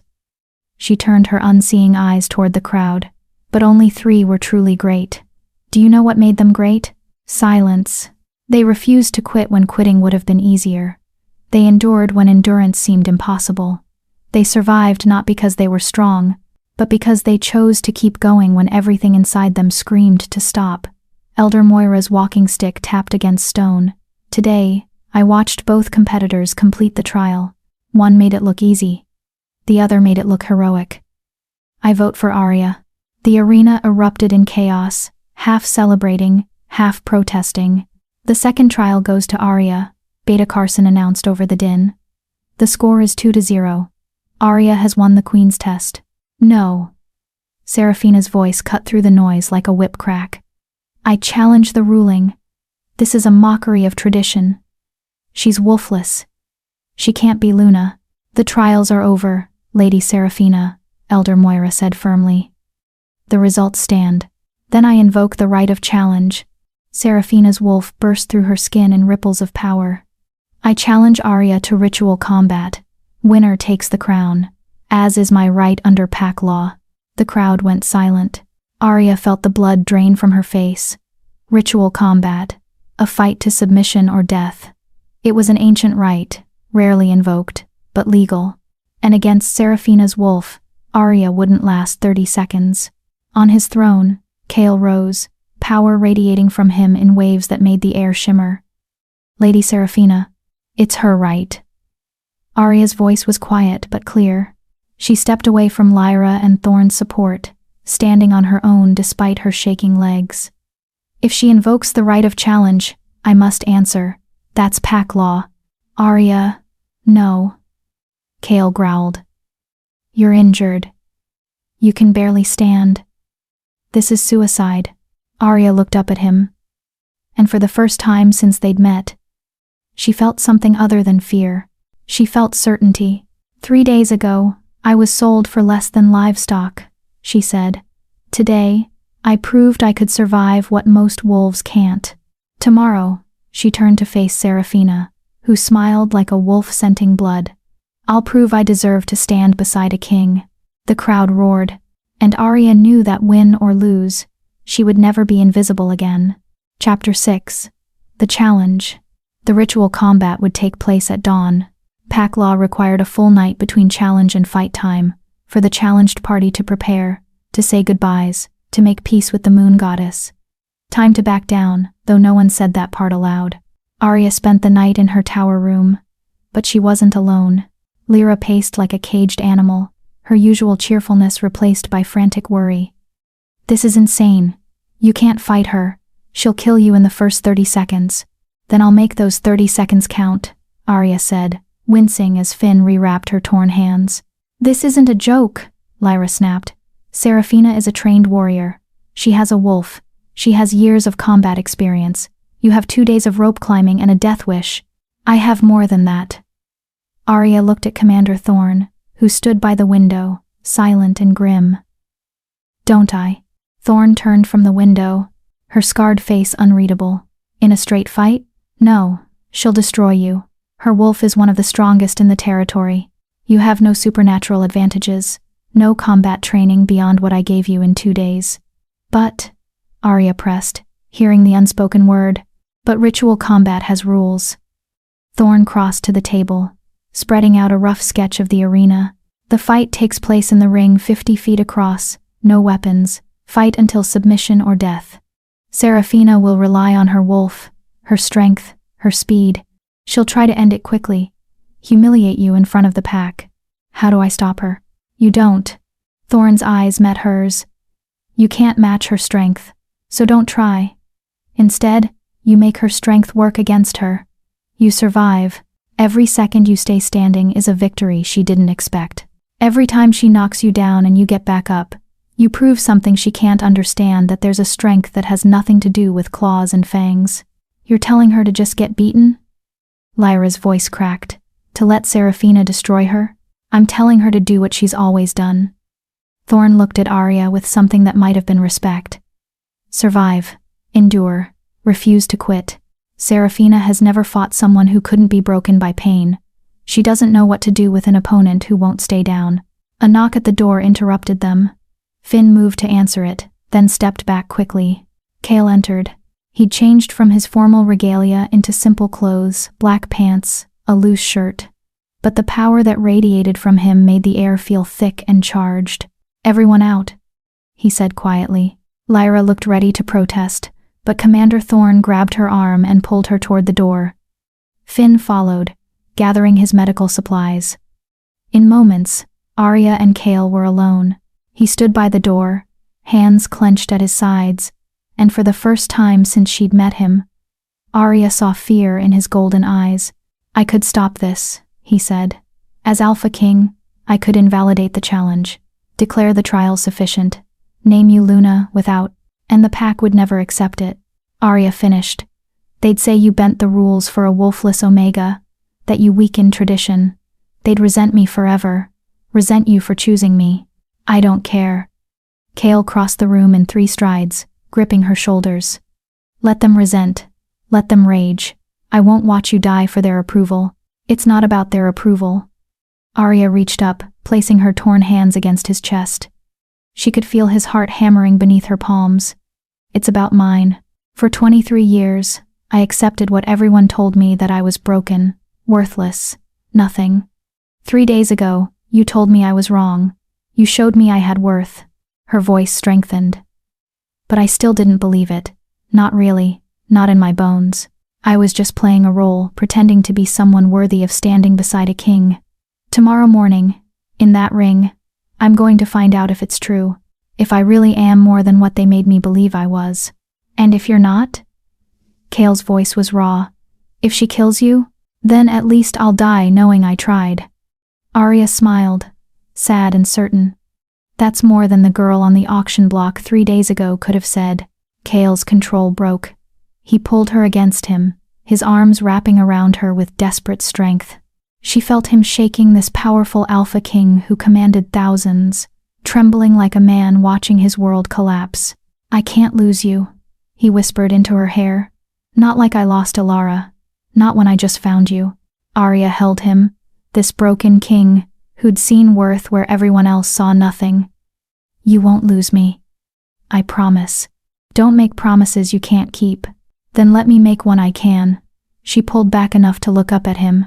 "I promise that tomorrow morning, I will step into that ring. I will face Seraphina, and I will not quit. Not while there's breath in my body. That much," her voice caught, "that much I can promise." Kale's hand cupped her face, his thumb brushing her cheek. "You're the bravest person I've ever met. I'm terrified." "I know. That's what makes it bravery." His golden eyes searched hers. "Arya, if tomorrow goes badly, if the worst happens, I need you to know something." "Don't," she whispered. "Don't say goodbye." "Not yet. I'm not saying goodbye." He leaned his forehead against hers. "I'm saying that in 3 days, you've changed everything. You've reminded me what it feels like to hope, to want something beyond duty and revenge and endless political games. You've made me feel—" He stopped, jaw clenching. "Feel what?" Arya asked softly. "Alive." The word was barely a breath. "For the first time since Alara died, I feel alive." Then he kissed her. It wasn't gentle. It was desperate and fierce and full of everything they couldn't say aloud. Fear and hope and need, and the terrible knowledge that this might be their only chance. Arya kissed him back with equal desperation, pouring everything she felt into it. All the loneliness and fear and new, fragile hope that he'd awakened in her. When they finally broke apart, both were breathing hard. "Win," Kale said, his voice rough. "However, you have to do it. Whatever it takes. Win, and come back to me. I will." Another promise she might not be able to keep. "I will." He stayed until the sky began to lighten with pre-dawn gray, holding her in silence, neither willing to acknowledge that these might be their last quiet moments together. Finally, he pulled away. "I have to take my place on the throne before the pack gathers. They need to see me impartial, even though—" He stopped, jaw clenching. "Even though I'd burn the entire world down to keep you safe." After he left, Arya stood at the window, watching the castle come alive. Thousands of wolves gathered in the arena, filling every seat. They'd come to watch a spectacle. The wolfless Omega versus the warrior. David versus Goliath. Except in this version, David had no sling and Goliath had razor-sharp teeth. Lyra returned, bringing a simple fighting tunic, reinforced leather, flexible but protective. "Commander Thorne sent this. It won't stop a wolf's claws, but it's better than nothing." Arya dressed in silence, her hands shaking only a little as she laced the tunic. When she was ready, she turned to face her friend. Lyra's eyes were red. "I should tell you some inspiring speech about believing in yourself and never giving up. But I'm terrified." Lyra's voice cracked. "I'm terrified. I'm about to watch my friend die." Arya pulled her into a hug. "Then don't watch. Close your eyes if it gets bad. But please," her own voice broke. "Please be there. I need to know someone's in my corner. Even if I'll be there." Lyra held her tighter. "I'll be there until the end. Whatever that end is." The horns sounded 3 long blasts, calling the combatants to the arena. It was time. The walk from the preparation chamber to the arena floor felt like a march to execution. Commander Thorne walked on Arya's right, Lyra on her left. Finn followed behind, carrying medical supplies, though they all knew that if this went badly, medical supplies wouldn't matter. The crowd's roar hit like a physical wave as Arya stepped into the arena. The morning sun was just cresting the mountains, painting everything in shades of gold and blood red. Across the ring, Seraphina waited. She'd forgone armor, wearing only a simple fighting dress that would tear away easily when she shifted. Her auburn hair was braided back, her wolf eyes glowed with anticipation and hatred. In his throne, Kale sat rigid as stone, his face a mask of cold neutrality. Only someone who'd held him trembling in the night would recognize the fear in the tension of his jaw, the white-knuckle grip on his throne's arms. Beta Carson stepped to the center of the ring. The right of challenge has been invoked. Arya and Lady Serafina will fight until one submits or dies. Are both combatants willing? I am, Serafina said, her voice carrying confidence. I am, Arya said, surprised by how steady she sounded. Then by pack law and ancient right. Beta Carson raised his hand. Begin! Serafina shifted immediately, her human form exploding into that of a massive wolf. She was even bigger than Arya remembered, 4.5 feet at the shoulder, all muscle and deadly grace. Her fangs were easily 4 inches long. Arya had no wolf to meet her with. She just stood there, human and small and impossibly fragile against that supernatural predator. Serafina circled, taking her time, letting the crowd see the size difference, letting Arya's fear build. The wolf's lips pulled back in a snarl that might have been a smile. Then, she attacked. Serafina lunged with speed no human could match, jaws aimed at Arya's throat. In the split second before impact, Arya remembered Commander Thorne's words. Don't try to match her strength. Arya dropped and rolled. Serafina's jaws snapped shut on empty air. The wolf skidded, turned, attacked again. This time her claws caught Arya's arm, shredding the leather tunic and the skin beneath. Pain exploded, white-hot and blinding. Arya stumbled back, blood streaming down her arm. The crowd roared. Serafina didn't give her time to recover. She charged again, and this time there was nowhere to dodge. The wolf's massive body slammed into Arya, throwing her backward. She hit the ground hard enough to knock the air from her lungs. Serafina's jaws closed around Arya's shoulder, not deep enough to kill, but deep enough to make Arya scream. Submit. Serafina's voice growled in her mind, the mental connection all wolves could share. Submit, and I'll let you live. Keep fighting, and I'll tear you apart slowly. Arya's hand scrabbled in the dirt, finding a rock the size of her fist. She swung it with everything she had, slamming it into the side of Serafina's head. The wolf yelped and released her, staggering back. It hadn't done real damage, couldn't, against a wolf's thick skull, but it had surprised her. Arya rolled away, clutching her bleeding shoulder, and forced herself to stand. Blood dripped onto the arena floor. Her arm hung uselessly. Her shoulder felt like it was on fire, but she was standing. Is that all? Arya gasped, staring at the wolf. 20 years of training, and you can't put down one wolfless Omega? Serafina snarled, rage replacing calculation in her glowing eyes. Good, Arya thought. Angry opponents make mistakes. The wolf charged again, faster this time, driven by fury rather than strategy. Arya waited until the last possible second, then threw herself sideways. Serafina crashed past her, and Arya grabbed a handful of fur as she rolled, using the wolf's own momentum to throw herself onto Serafina's back. For 3 seconds, she clung there, and the crowd went absolutely silent in shock. Then Serafina bucked like a wild horse, and Arya went flying. She hit the ground so hard she felt ribs crack. Couldn't breathe, couldn't move. The world spun in nauseating circles. Through her swimming vision, she saw Serafina stalking toward her, confident now. The game was over. Time to end the broken Omega. Arya tried to stand. Her legs wouldn't respond. Her ribs screamed with every attempted breath. This is it, she thought. This is where I die. She thought of Kale's kiss, of Lyra's tears, of Commander Thorne saying survival was its own victory. No, not yet, not like this. With a scream that was half pain and half pure defiance, Arya forced herself to her knees. Blood poured from her wounds. Her vision blurred, but she was kneeling, not lying down, not defeated. I won't quit, she gasped, looking up at the massive wolf looming over her. Kill me if you want, but you'll never make me quit.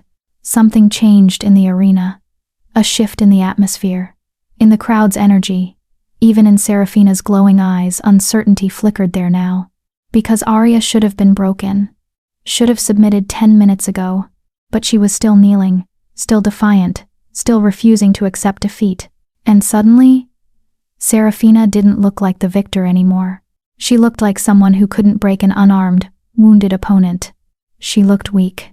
Chapter 7. The Wolf Within. Serafina's wolf paced around Arya's kneeling form, confusion and fury warring in those glowing eyes. This wasn't how it was supposed to go. The wolfless Omega should have submitted by now, should be cowering and begging for mercy. Instead, Arya lifted her head higher, meeting the wolf's gaze despite the blood streaming down her face from a cut above her eye. "What are you waiting for?" Arya's voice was hoarse but clear, carrying to every seat in the silent arena. "I'm right here, helpless, beaten. End it." Seraphina snarled, circling closer. Her jaws opened, fangs gleaming in the morning Sunday. But she didn't strike. The crowd began to murmur. Whispers rippled through the stands like wind through grass. Why isn't she finishing it? The Omega won't submit. Look at her, still defiant. Arya understood what was happening. Seraphina had expected a quick victory, a demonstration of dominance that would prove wolves belonged in power. Not wolfless Omegas. But every second Arya remained kneeling, broken but unbeaten, that narrative crumbled. "Finish it," someone shouted from the crowd. "Put her down," another voice called. But other voices rose in opposition. "She won't quit. 20 minutes, and still fighting. Maybe the wolfless girl does have strength. Maybe the wolfless girl does have strength." Seraphina's wolf threw back her head and howled a sound of frustration and rage. Then she charged, no longer calculated, just pure fury seeking to destroy what refused to break. This time, Arya didn't try to dodge. She couldn't. Her body had nothing left. Instead, as the massive wolf lunged, Arya did something insane. She lunged too. Not away. Toward. Her remaining good arm reached out, and in the split second before impact, her fingers found Seraphina's throat, not the fur, but the vulnerable patch beneath the jaw where major arteries pulsed. She squeezed, not with wolf strength, not with supernatural power, but with every ounce of desperate, stubborn, refusing to die determination she possessed. Seraphina's momentum carried them both to the ground in a tangle of limbs and fur. The wolf thrashed, trying to throw Arya off, but Arya held on with grim desperation, her fingers digging into that vulnerable spot, cutting off air. It wasn't enough to kill. Wouldn't be. Not against a wolf's thick hide and superior strength. But it was enough to shock. Enough to show that even at the edge of death, the wolfless Omega would fight back. Seraphina bucked hard, and Arya's grip broke. She flew backward, slamming into the arena wall. Something else cracked her collarbone this time. The pain was beyond description. But she didn't scream. She saved her breath for standing. Somehow, impossibly, Arya forced her broken body upright. She swayed, vision darkening at the edges. Blood covered her from head to toe now, her own and Seraphina's mixing together. Across the ring, Seraphina had shifted back to human form, one hand clutched to her throat, breathing hard. Her perfect face was twisted with something that might have been fear. "What are you?" Seraphina gasped. "What kind of creature won't die?" Arya took one step forward, then another. Each movement was agony, but she didn't stop. "I'm someone," Arya said, her voice raw, "who has been dying her entire life. Every day they called me broken. Every night I prayed to a goddess who didn't answer. Every moment I existed as less than nothing in a world that wanted me gone." Another step. Blood dripped with each movement. "You think this pain is new to me?" Arya laughed, and the sound was half mad. "I've been in pain since I was 6 years old, and my wolf never came. This," she gestured at her broken body, "this is just more visible." The arena had gone completely silent. Thousands of wolves watching a wolfless Omega refuse to fall. "I've survived 23 years of what you're trying to do to me in 20 minutes, Arya continued. "You can break my bones. You can tear my flesh. You can kill me. But you will never, ever make me quit." Something flickered across Seraphina's face. Not quite respect, but recognition. Of meeting something she didn't understand. Then Seraphina's wolf surged forward again, and she shifted mid-stride, going for the kill shot this time. No more toying, no more hesitation, just teeth aimed at Arya's throat. Arya didn't have time to dodge, didn't have the strength. This was it, the final moment. In that split second before impact, something strange happened. The world slowed. Arya felt something deep inside her chest, Something that had been dormant, silent, sleeping for 23 years. Wake up, she thought desperately. If you're in there. If you've ever been in there. Wake up. Now. Serafina's jaws closed around her throat and stopped. Not because Serafina changed her mind. Because something was holding her back. A force. A pressure. An invisible shield of pure will between predator and prey. The arena erupted in gasps and shouts. What is that? Do you see it? The air around her, it's shimmering. Arya felt it too. Power flowing through her veins, but not wolf power. Something else. Something ancient and foreign and completely her own. Serafina staggered back, her wolf's eyes wide with shock. She'd bitten down on something solid, not flesh, but energy. Impossible. Serafina shifted back to human, pointing at Arya with a shaking hand. You're wolfless. You can't have power. You can't. A voice cut through the arena like thunder. She doesn't need a wolf. Everyone turned. Elder Moira stood at the edge of the ring, her blind eyes somehow seeing everything. Because she has something rarer. Something we haven't seen in 300 years. The old woman raised her walking stick, pointing directly at Arya. She has a guardian spirit, the moon goddess's own protection, given to those whose souls are pure enough to survive what would break anyone else. The crowd exploded in chaos, voices shouting over each other. A guardian spirit? But those are just legends. I saw the shield, it was real. Arya stood frozen, not understanding. A guardian spirit? She'd read about them in the old texts, ancient magic supposedly granted by the moon goddess to protect those she favored. But they were myths, children's tales, weren't they? The challenge is over. Elder Moira's voice commanded silence. Arya has proven her worth beyond any doubt. She may not have a wolf, but she has the moon goddess's own favor. That makes her more than worthy to be Luna. No, Serafina's voice cracked with desperation. She's wolfless. She can't produce strong heirs. She can't. Can't what? Kale's voice froze everyone in place. He descended from his throne, and now stood at the edge of the ring, power radiating from him in waves that made even the strongest wolves step back. Can't be what you expected? Kale continued, his golden eyes fixed on Serafina. Can't fit into the narrow definition you've decided a Luna must meet? Tell me, Lady Serafina, when you look at that girl standing in a pool of her own blood, refusing to fall despite impossible odds, what do you see? Serafina said nothing. I'll tell you what I see, Kale said, and now he looked at Arya. I see the strongest wolf I've ever met. She doesn't need fangs because her will is sharper than any teeth. She doesn't need claws because her determination cuts deeper than any blade. He stepped into the ring, walking past Serafina without a glance, stopping in front of Arya. Up close. She could see his eyes weren't cold anymore. They blazed with fierce pride and something else, something that made her chest ache. You proved it, he said softly, meant only for her.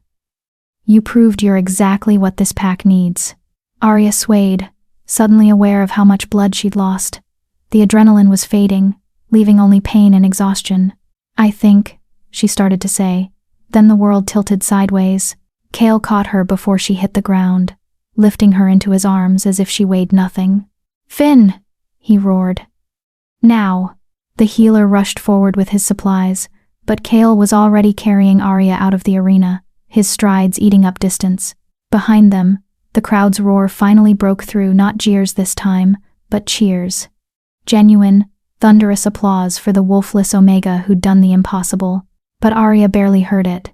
Her vision was darkening, consciousness slipping away. The last thing she saw before the world went black was Kale's face above hers, those golden eyes filled with an emotion she couldn't quite name. And the last thing she heard was his voice, rough with fear and relief. Don't you dare die on me. Not after everything. Stay with me, Arya. Stay. Then darkness claimed her, gentle and complete. Arya woke to softness, silk sheets, the scent of healing herbs, distant voices murmuring, sunlight filtering through gauzy curtains. She tried to move and gasped. Pain lanced through her entire body, sharp and immediate. Easy. A warm hand pressed gently against her shoulder, keeping her still.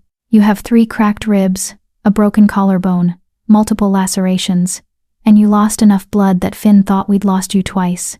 Arya turned her head slowly, even that hurt to find Kyle sitting beside her bed. He looked terrible. His hair was disheveled, dark circles shadowed his eyes, and his formal clothes were rumpled and blood-stained. "How long?"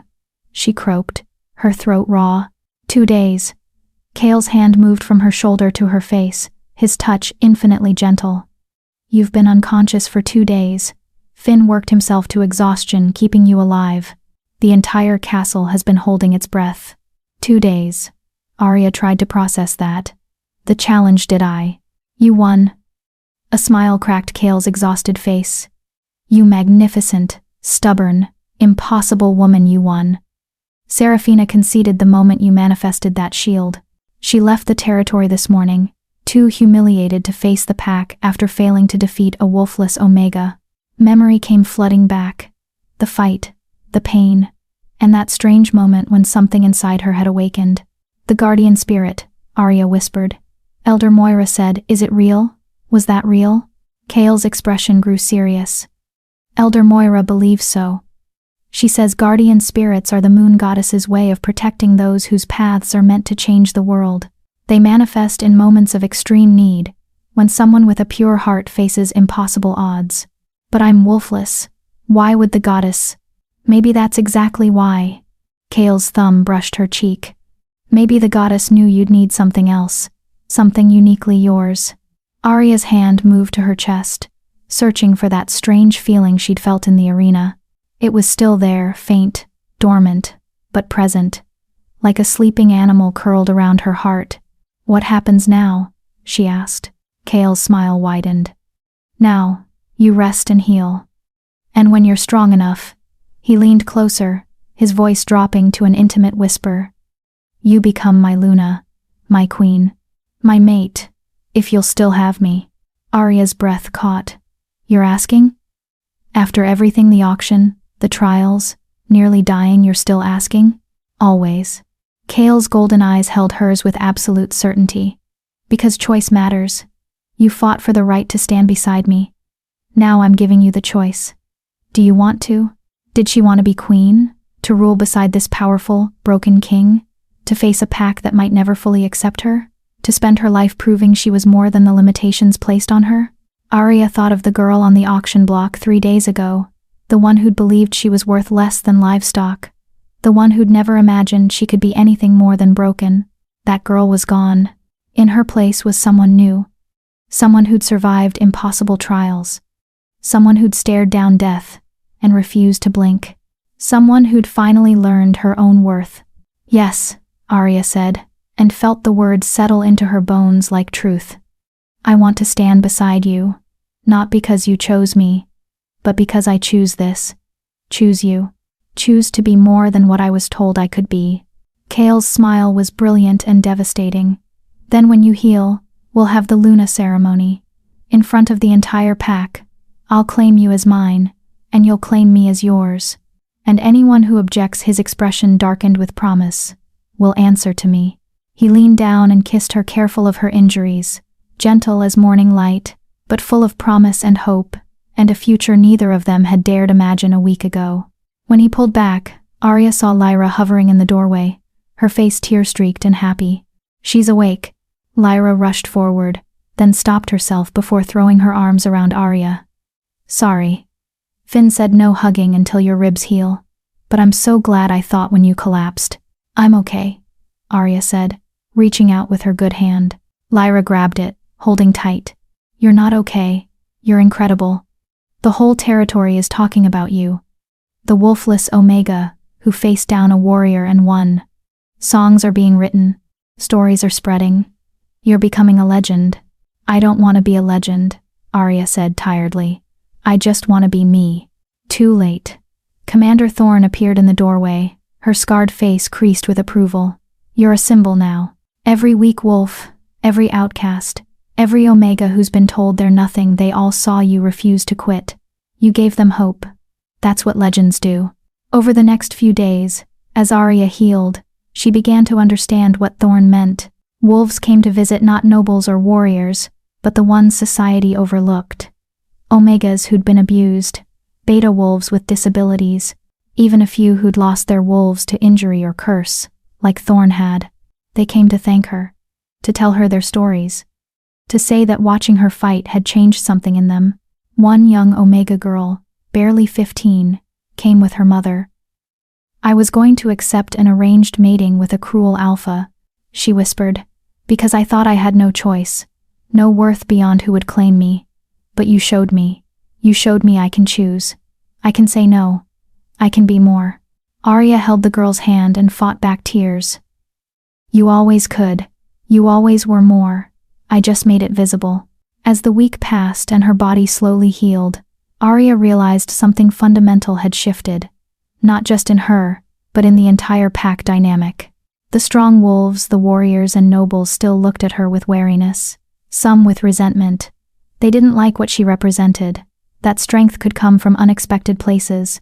But the others, the overlooked, the underestimated, the broken, they looked at her with something else, hope. And maybe that was what a true Luna was supposed to provide. Not just strength or beauty or perfect heirs, but hope that even the least of them could become something more. Chapter 8. The Luna Ceremony. The Luna Ceremony was set for the full moon, 7 days after Arya's victory in the arena. Those 7 days passed in a blur of preparation, healing, and growing anxiety. Finn declared her ribs healed enough to stand through the ceremony, though she still wore bandages under her clothes. The scars would remain jagged lines across her shoulder and arm, permanent reminders of how close she'd come to death. Lyra called them victory marks, and refused to let Arya feel shame about them. The ceremony itself would take place in the Grand Hall, the same place where Arya had been auctioned just 2 weeks ago. The symbolism wasn't lost on anyone. The girl sold for less than livestock would return as queen. "Stop fidgeting," Lyra scolded, adjusting the coronet of silver flowers woven into Arya's hair. "You look stunning." And Arya stared at her reflection in the mirror and barely recognized herself.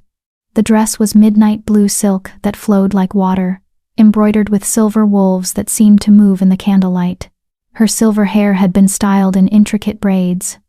Someone had applied cosmetics that made her pale skin glow, and her gray eyes look like storm clouds.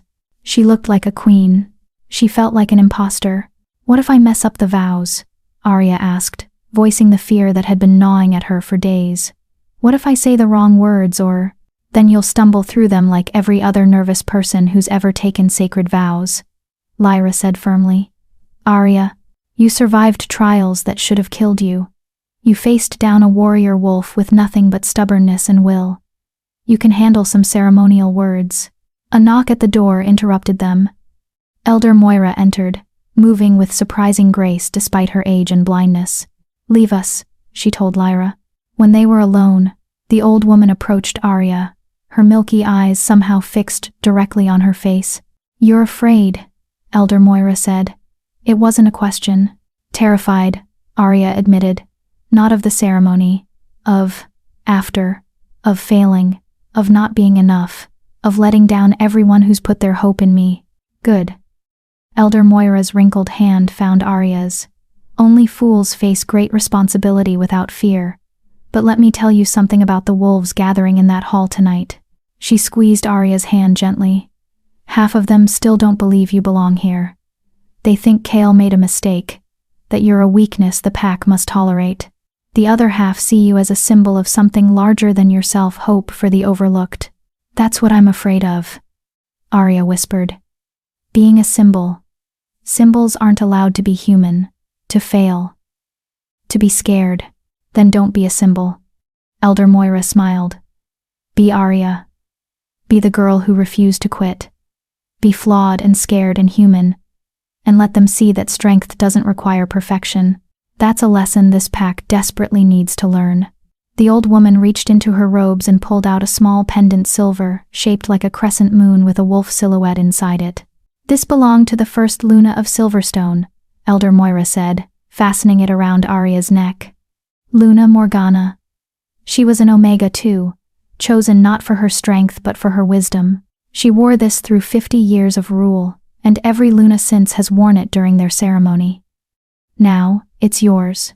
Arya touched the pendant, feeling the weight of history and expectation. I have a gift for you too, Elder Moira continued. A truth I've kept from everyone, even Kale. That guardian spirit that manifested during your fight with Seraphina? It wasn't a temporary protection. Arya's heart skipped. What do you mean? I mean it's permanent. It's part of you now, as much as a wolf would be. The moon goddess has marked you as hers, given you power that has nothing to do with shifting or fangs. Elder Moira's expression grew serious, but that power comes with responsibility, with a purpose. And I believe that purpose is to change what it means to be Luna, to redefine strength for this pack. Before Arya could respond, Lyra burst back into the room. It's time. The hall is full. Kale is waiting. Arya's stomach dropped. This was it. No more delays. No more preparation. Time to become a queen. The grand hall had been transformed. Thousands of candles cast dancing shadows on the walls. Garlands of silver flowers, moon blooms, sacred to the moon goddess, draped from the ceiling. Every wolf in the territory had gathered, packing the hall so tightly that guards had to enforce pathways. Arya stood at the entrance, hidden behind heavy curtains, listening to the crowd's murmur. Her hands trembled despite her best efforts to steady them. Ready? Commander Thorne appeared beside her, dressed in full ceremonial armor. She would be Arya's escort, a role traditionally filled by the Luna's father, but Arya had no family. Thorne had volunteered without hesitation. No, Arya admitted, but I'm doing it anyway. Thorne's scarred face creased with approval. That's the spirit. Remember, spine straight, eyes forward, and if anyone looks at you with contempt, stare them down until they look away. You're about to become their queen. Make them remember it. The ceremonial drums began deep, rhythmic beats that echoed through the hall like a heartbeat. The curtains parted. Arya stepped through. Every face in the hall turned toward her. Thousands of eyes, some curious, some hostile, some filled with hope. The weight of their attention pressed down like physical force. Don't faint. Don't stumble. Don't show fear. Arya lifted her chin and walked forward. Thorne, a solid presence beside her. The center aisle stretched for what felt like miles. Wolves lined both sides, warriors, nobles, merchants. Omegas. All silent now, watching the wolfless girl who would be their Luna. Some faces were familiar. Finn, the healer, smiled encouragingly. Lyra stood near the front, tears already streaming down her face. Beta Carson looked resigned. He'd opposed her appointment, but wouldn't defy his king. And at the end of the aisle, standing before an altar carved with running wolves, waited Kale. He wore formal regalia, black leather and silver, his Alpha King authority radiating from him in waves that made the air shimmer. His dark hair was pulled back, emphasizing the sharp angles of his face. Those golden eyes locked onto Arya the moment she appeared, and everything else faded. The crowd, the ceremony, the fear, all of it disappeared until there was just him, watching her walk toward him with an expression that made her chest ache. Pride, wonder, love. She reached the altar, and Thorne stepped back, leaving Arya to face Kale alone. Elder Moira stood between them, her blind eyes seeing everything. We gather under the full moon to witness the bonding of Alpha and Luna, of king and queen, of two souls choosing to walk the path forward together. She turned to the crowd. The Luna vows are sacred. They cannot be taken lightly, nor can they be broken without consequence. Arya, do you understand what you're accepting? I do, Arya said, her voice carrying through the silent hall. Then speak the old words. Arya had memorized them during her week of healing. Now she spoke them, her voice growing stronger with each line. I vow to stand beside you in darkness and light, to be your counsel when wisdom is needed, your strength when courage falters, your peace when rage threatens to consume. I vow to protect this pack with my life, to value the least among us as much as the greatest, to rule with justice tempered by mercy. She paused, then added words that weren't part of the traditional vows, words that came from her heart. I vow to prove every day that strength comes in many forms. That worth isn't measured by claws and fangs, but by the content of our character and the choices we make. I vow to be the Luna this pack needs, even if I'm not the Luna they expected. The hall erupted in whispers. Changing the sacred vows was unprecedented, but Kale smiled fierce and proud and began his own vows. I vow to honor you above all others, to defend you with my life and my power, to see your worth even when others are blind to it. His golden eyes burned into hers. I vow to be worthy of the strength you've shown, the courage you've demonstrated, the hope you've given to those who had none. He reached out, taking her hands in his. I vow to love you, Arya, not despite your differences, but because of them. Because you've shown me that the broken pieces of ourselves can fit together to make something whole. Arya's eyes burned with unshed tears. Elder Moira raised her hands.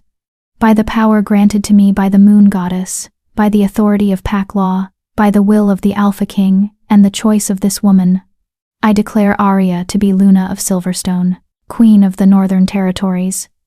Mate to the Alpha King. She produced 2 silver cuffs, ceremonial, engraved with ancient symbols. She fastened one around Arya's wrist, one around Kale's. These cuffs symbolize the bond you've chosen. They cannot be broken by force, only by mutual decision to release each other. Wear them as a reminder that you chose this path together. The old woman stepped back. It is customary for the Alpha to claim his Luna before the pack, to mark her as his and seal the bond. Kale moved closer, and Arya's heart hammered. She knew what came next. The claiming bite.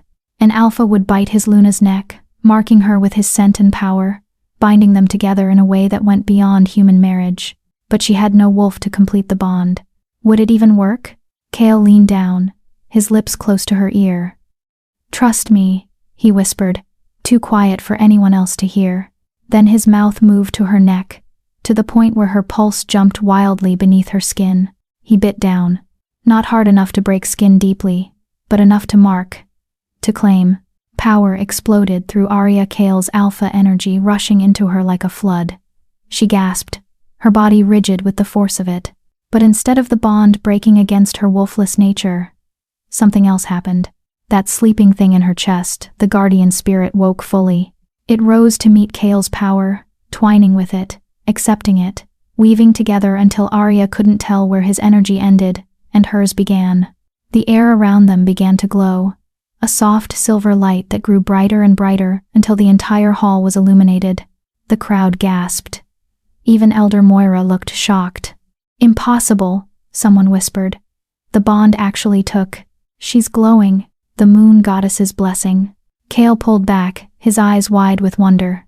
Arya, she felt it. The bond. Real and solid and unbreakable, connecting her to Kale in a way that went beyond words. She could feel his emotions, his fierce joy, his overwhelming relief that the bond had actually formed, his love crashing over her in waves. And he could feel hers, the fear that still lingered, the determination underneath it, the growing certainty that she was exactly where she belonged. It worked, Arya breathed. How? Because love doesn't require a wolf, Elder Moira said, her voice filled with awe. Because the moon goddess recognizes true bonds, regardless of how they're formed. You and Kale are mated, truly mated. The first Alpha and Luna bonded across the barrier of wolf and human. The hall erupted in chaos, cheers and shouts, and the howling of hundreds of wolves celebrating their new Luna. Kale pulled Arya into his arms, lifting her off her feet, and kissed her in front of everyone. It was claiming and celebration and promise all at once.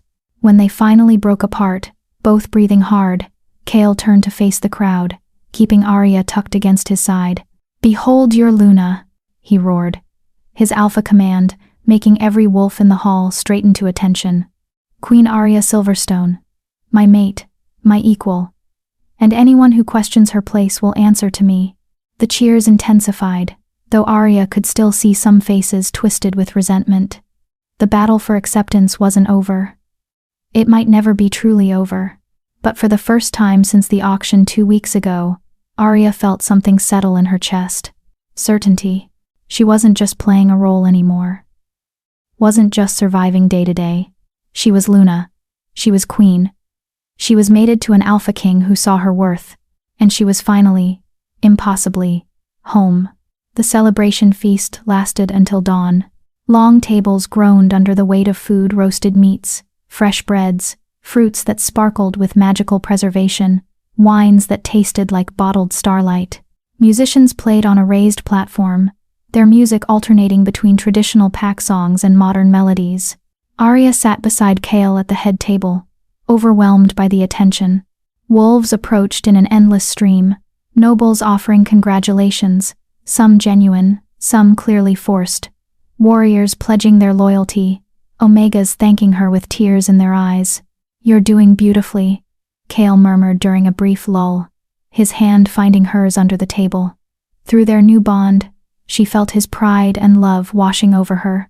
"I'm terrified I'll say something wrong," she admitted. "Then you'll apologize and correct it. You're allowed to make mistakes, Arya. You're Luna, not perfect." A young Omega boy approached the table, barely 10 years old, holding a crudely made flower crown. "For the Luna," he said shyly, offering it up. Arya's throat tightened. She took the crown made of wildflowers and tied together with grass and placed it on her head, right over the expensive silver coronet. "It's perfect," she told him. "The best gift I've received all night." The boy's face lit up with joy, and as he ran back to his mother, Arya caught Chaol watching her with an expression that made her blush. "What?" she asked. "You," he said simply. "You're going to change everything. Do you know that?" Before she could respond, a commotion at the hall's entrance drew everyone's attention. A messenger burst in, mud-splattered and breathing hard. "Alpha King, urgent news from the eastern border."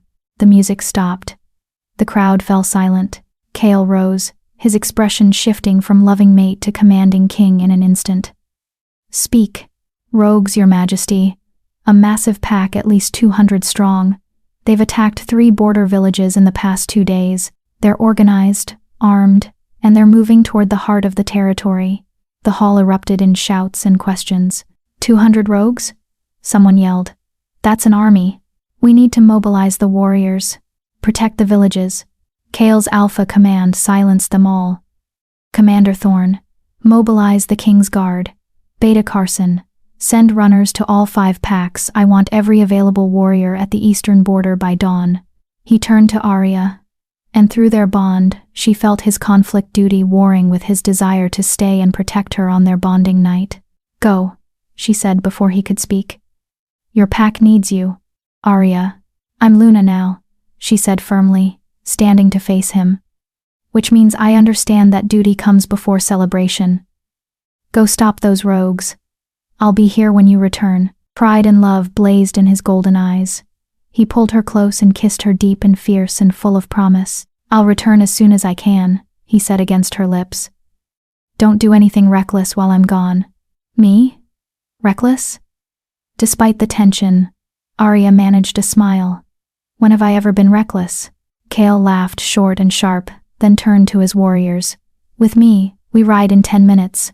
The hall emptied rapidly as warriors rushed to prepare. Within minutes, most of the guests had left. The celebration forgotten in the face of danger, Arya stood in the suddenly quiet hall, still wearing her coronet and the wildflower crown, and felt the weight of her new position settle on her shoulders. Somewhere out there, 200 rogues threatened her pack. Her pack. The thought sent a chill through her. These wolves were her responsibility now, as much as Chaol's. "Come on," Lyra said, appearing at her side. "Let's get you out of that dress and into something you can actually breathe in. Something tells me sleep won't come easy tonight." As they left the hall, Arya glanced back at Chaol's empty throne and made herself a promise. She would prove worthy of this position.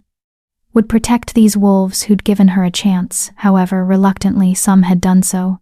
She was Luna now, and that meant everything had changed. Chapter 9. The Rogue Army. 3 days passed with no word from the eastern border. 3 days of Arya pacing the castle halls, feeling useless and afraid.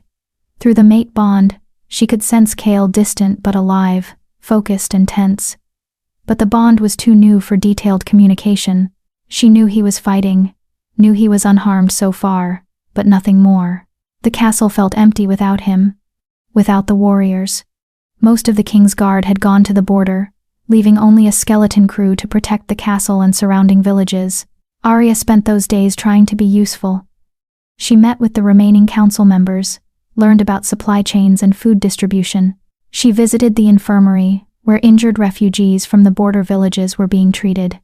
She held crying children and promised them their parents would return, promises she had no way of keeping. "You should eat something," Lyra said on the third evening, appearing in Arya's study with a tray of food. "You barely touched breakfast or lunch. I'm not hungry." Arya stared at the map spread across her desk, the one showing the eastern border. The villages marked in red where attacks had occurred. The projected path of the rogue army. They were getting closer to the heart of the territory, closer to the castle. "Starving yourself won't help, Kale," Lyra said firmly, setting down the tray. "You're Luna now. You need to stay strong for the pack. They're looking to you for stability while their alpha is gone." "I don't know how to give them stability," Arya admitted, slumping in her chair. "I'm barely keeping myself from falling apart. Every time I feel Kale's pain through the bond, even just the echo of it, I want to run to the eastern border myself." "Then maybe that's what you should do." Both women spun toward the door. Elder Moira stood there, her milky eyes somehow seeing straight through them. "What?" Arya said. "I can't leave the castle. I'm needed here." "To do what?" Elder Moira shuffled into the room, her walking stick tapping. "To pace and worry? To make promises to refugees that ring hollow because you have no power to fulfill them? Or to actually help?" "I'm not a warrior," Arya said. "I can't fight 200 rogues." "No, but you have something the warriors don't have." Elder Moira tapped her stick against the floor. "You have the guardian spirit, the moon goddess's own protection. And I I know that power wasn't given to you just so you could survive Seraphina's challenge." Arya's hand moved unconsciously to her chest, where that sleeping presence resided. Since the Luna ceremony, it had been quiet, dormant, but she could feel it there, waiting. "What are you suggesting?" she asked carefully. "I'm suggesting that maybe the goddess gave you this power for exactly this moment, to protect your pack when they need it most." Elder Moira's expression grew grave. "I had another vision last night. I saw silver light pushing back darkness. I saw a wolfless Luna standing between her pack and destruction. I saw..." The old woman stopped, her face paling. "What?" Lyra pressed. "What else did you see?" "A choice," Elder Moira said quietly. "Between safety and sacrifice, between hiding and leading, between being the Luna everyone expected and being the Luna this pack actually needs." Before Arya could respond, a commotion erupted from the castle courtyard. Shouts, the thunder of hooves, alarm bells ringing. All three women rushed to the window. A rider was galloping through the gates, armor splattered with blood, horse foaming with exhaustion. Even from this distance, Arya recognized him. Beta Carson. Her stomach dropped. Why would Kale send his Beta back unless... "I need to go," she said, already moving toward the door. She ran through the castle, Lyra at her heels, and burst into the courtyard just as Beta Carson was dismounting. He looked worse up close, a deep gash across his face, his arm hanging at an odd angle. "Beta Carson," Arya said, fighting to keep her voice steady. "Report." The Beta looked at her, really looked at her, and for the first time, there was no contempt in his eyes, just exhaustion and fear. "Luna," he said, and the title carried genuine respect now. "The rogues. They're not just rogues. They're being led by someone with dark magic. They have a witch with them, casting spells that turn our warriors' own strength against them. We're losing." The words hit like a physical blow. Losing? But Kale. The Alpha King still fights. Commander Thorn holds the Eastern Ridge. But we're outnumbered and outmatched. The witch's magic creates barriers we can't break through. Illusions that confuse our warriors. Curses that weaken even our strongest fighters.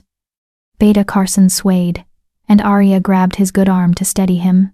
"How long before they reach the castle?" she asked. 2 days, maybe less if they push through the night. 2 days before, a rogue army with dark magic reached the castle, reached the refugees, reached the children sheltering in the infirmary, reached her pack. Arya felt something shift inside her chest. That sleeping presence stirred, responding to her fear and determination. "Finn," she called, "get Beta Carson to the infirmary. Treat his wounds." As the healer led Carson away, Arya turned to Lyra. Gather everyone with any combat training, guards, hunters, even farmers who know how to use a weapon. Tell them to meet me in the Great Hall in 1 hour. What are you planning? Lyra asked, though her eyes said she already knew. I'm planning to be Luna. Arya's voice was steady now, certain. Which means protecting my pack. Even if it kills me.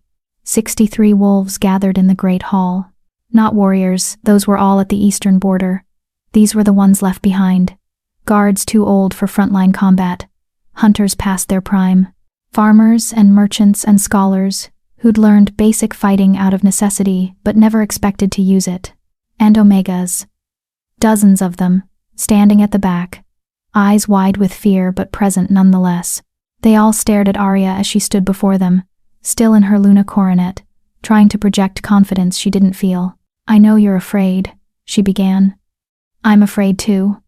2 days from now, a rogue army will reach this castle. Our warriors are fighting to stop them, but they're not enough, which means we have to be enough. Murmurs rippled through the crowd. Doubt, fear, resignation. I'm not going to lie to you, Arya continued. Most of you aren't trained for this kind of fight. Neither am I. We're going to be facing enemies with dark magic and supernatural strength. The odds are against us. She paused, meeting as many eyes as she could. But I've learned something in the past 3 weeks.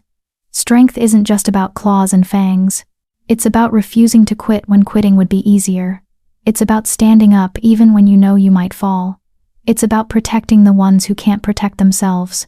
Her hand moved to the pendant at her throat, the one worn by the first Luna. Every single person in this room has been overlooked. Dismissed as too weak, too old, too Omega to matter. But I'm betting our lives, all our lives, on the possibility that you matter more than anyone ever told you. Silence. Then, from the back of the hall, an elderly guard stepped forward. I'm 73 years old, he said, his voice rough with age. I fought in the last great war 40 years ago. Lost my mate, lost my wolf 5 years back to old age. I figured I was done being useful. He straightened, his aged spine snapping to attention. But if my Luna says I still matter, then I'll stand with her, until my last breath. Another voice joined his, a young Omega woman. I've been told my whole life that Omegas exist to serve, not to fight. But you showed me different, Luna. You showed me we can be more. I'll fight. Then another, and another. One by one, wolves pledged themselves. Not because they thought they could win, but because their Luna had asked, and she'd proven she would never ask them to do something she wouldn't do herself. By the time the pledges ended, all 63 had committed. Thank you, Arya said, her voice thick with emotion. Now here's the plan. We can't match the rogues in strength, so we won't try. Instead, we're going to use the castle itself as a weapon. She moved to a large table where she'd spread architectural drawings of the castle. The castle has 3 defensive rings, the outer wall, the middle courtyard, and the inner keep. We're going to turn each one into a trap. She pointed to various locations on the map. Hunters, you'll position on the walls with arrows aimed for eyes and throats. The vulnerable spots even strong wolves can't fully protect. Farmers, you know how to dig trenches and set traps for predators. Do the same around the outer wall, but with silver-tipped stakes. Silver is expensive, someone pointed out. We don't have enough. Melt down every silver candlestick, plate, and decoration in this castle, Arya said firmly. Beauty means nothing if we're all dead. Commander Thorne taught me that survival requires sacrifice, so we sacrifice our pretty things for our lives. She continued laying out the plan, using the castle's narrow corridors to limit the rogues' numbers advantage. Creating choke points where a few defenders could hold off many attackers, setting up escape routes for the refugees if the defenses failed. What about the witch? Someone asked. Her magic will get through our defenses eventually. Arya's jaw clenched. Leave the witch to me. Luna, you can't face a dark witch alone. I have the guardian spirit, Arya interrupted. The moon goddess's protection. If anyone in this castle has a chance against dark magic, it's me. Besides, she smiled grimly, I'm tired of letting other people fight my battles. It's time I learned to fight my own. The next day, passed in frantic preparation. Trenches were dug around the outer wall. Silver was melted down and formed into crude but effective weapons. Arrows were sharpened and poisoned with wolfsbane, not enough to kill, but enough to slow even supernatural healing. Arya worked alongside everyone else, her hands blistering as she helped dig trenches, her arms aching as she carried weapons to strategic positions. She refused special treatment, refused to stay safely in the castle while others risked themselves. If she was asking them to fight, she would fight beside them. As evening fell on the second day, a runner arrived from the eastern border.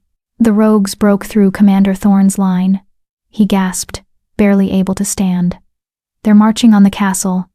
They'll be here by midnight." Arya's heart clenched, but she kept her face calm. "Where's the Alpha King?" "Fighting a rearguard action with what warriors remain.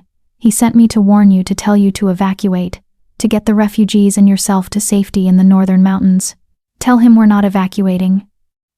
Arya's voice was steel.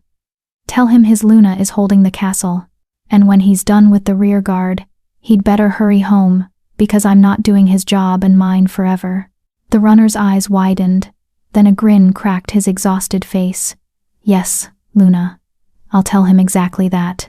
As the runner departed to return to Kale, Arya turned to face her makeshift army. 63 wolves against 200 rogues and a dark witch. "Positions," she called. "The rogues will be here within hours. Remember your training. Remember why we fight. And remember," she raised her voice so everyone could hear, "you are not weak. You are not helpless. You are wolves of Silverstone, and this is our home. We will defend it until our last breath." A roar answered her, not the overwhelming sound of a full warrior pack, but the defiant cry of those who refused to give up without a fight. Arya climbed to the top of the outer wall, staring out at the dark forest. Through the mate bond, she felt Kale's presence distant, fighting, desperate to reach her. "I'm coming." His thought touched hers, faint but clear. "Hold on. Please hold on. I'll be here," she sent back. "Fighting for our pack. Come home safe." Then she felt it, a dark presence at the edge of her awareness. Cold, wrong, unnatural.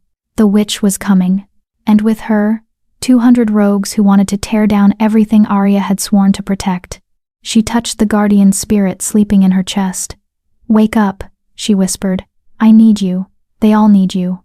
The presence stirred, unfurling like a flower opening to the Sunday power flowed through her veins, not wolf power, but something older, purer. Silver light began to glow around her hands. Below, the defending wolves saw it and raised their weapons, howling their defiance into the night. "Let the rogues come," Arya thought. "Let them see what happens when they threaten a Luna who refuses to quit."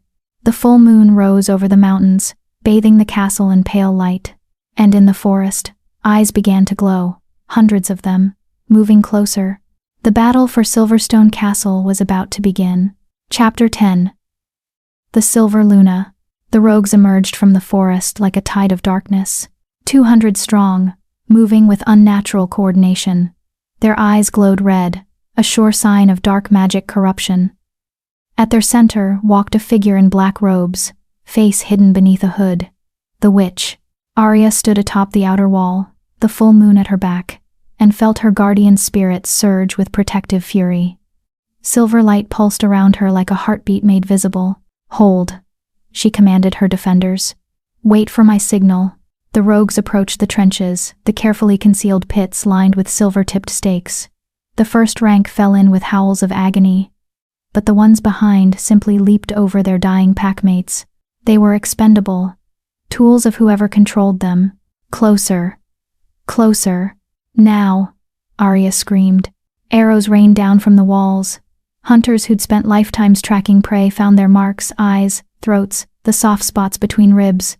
Rogues fell, but more kept coming. They hit the outer wall like a breaking wave. Claws scrabbled against stone. Some shifted mid-leap, using their wolf forms to scale the walls faster. The elderly guard who'd pledged himself first stood at Arya's left, a sword in his weathered hands. A young Omega fighter stood at her right, trembling but resolute. "For Silverstone!" the old guard roared, bringing his sword down on a rogue climbing over the wall's edge. The battle became chaos. Rogues poured over the wall, despite the defenders' best efforts. Hand-to-hand combat erupted across the battlements, farmers with pitchforks against corrupted wolves, hunters with knives against supernatural strength. They were holding, barely, but holding. Then the witch raised her hands. Dark energy exploded outward in a wave that knocked defenders off their feet. The torches lining the walls guttered and died, plunging the battlefield into shadow broken only by the moon's pale light. Pathetic. The witch's voice echoed feminine, cold, ancient. Did you truly think mortals could stand against me? I, who have lived 3 centuries. I, who command death itself. She gestured, and the rogues who'd fallen, even those with arrows through their hearts, began to rise again. Not alive, not really, but animated by dark magic, twisted into something worse than death. The defenders' morale cracked. Several broke and ran. "Hold the line!" Arya screamed, but fear was contagious. More defenders fled toward the inner keep. The witch laughed. "Your people abandon you, little Luna. Where is your Alpha King now? Where is your strength?" Arya felt the guardian spirit roaring in her chest, demanding release. The silver light around her hands blazed brighter. "You want to see strength?" Arya stepped to the edge of the wall, staring down at the witch far below. "I'll show you what the moon goddess thinks of darkness."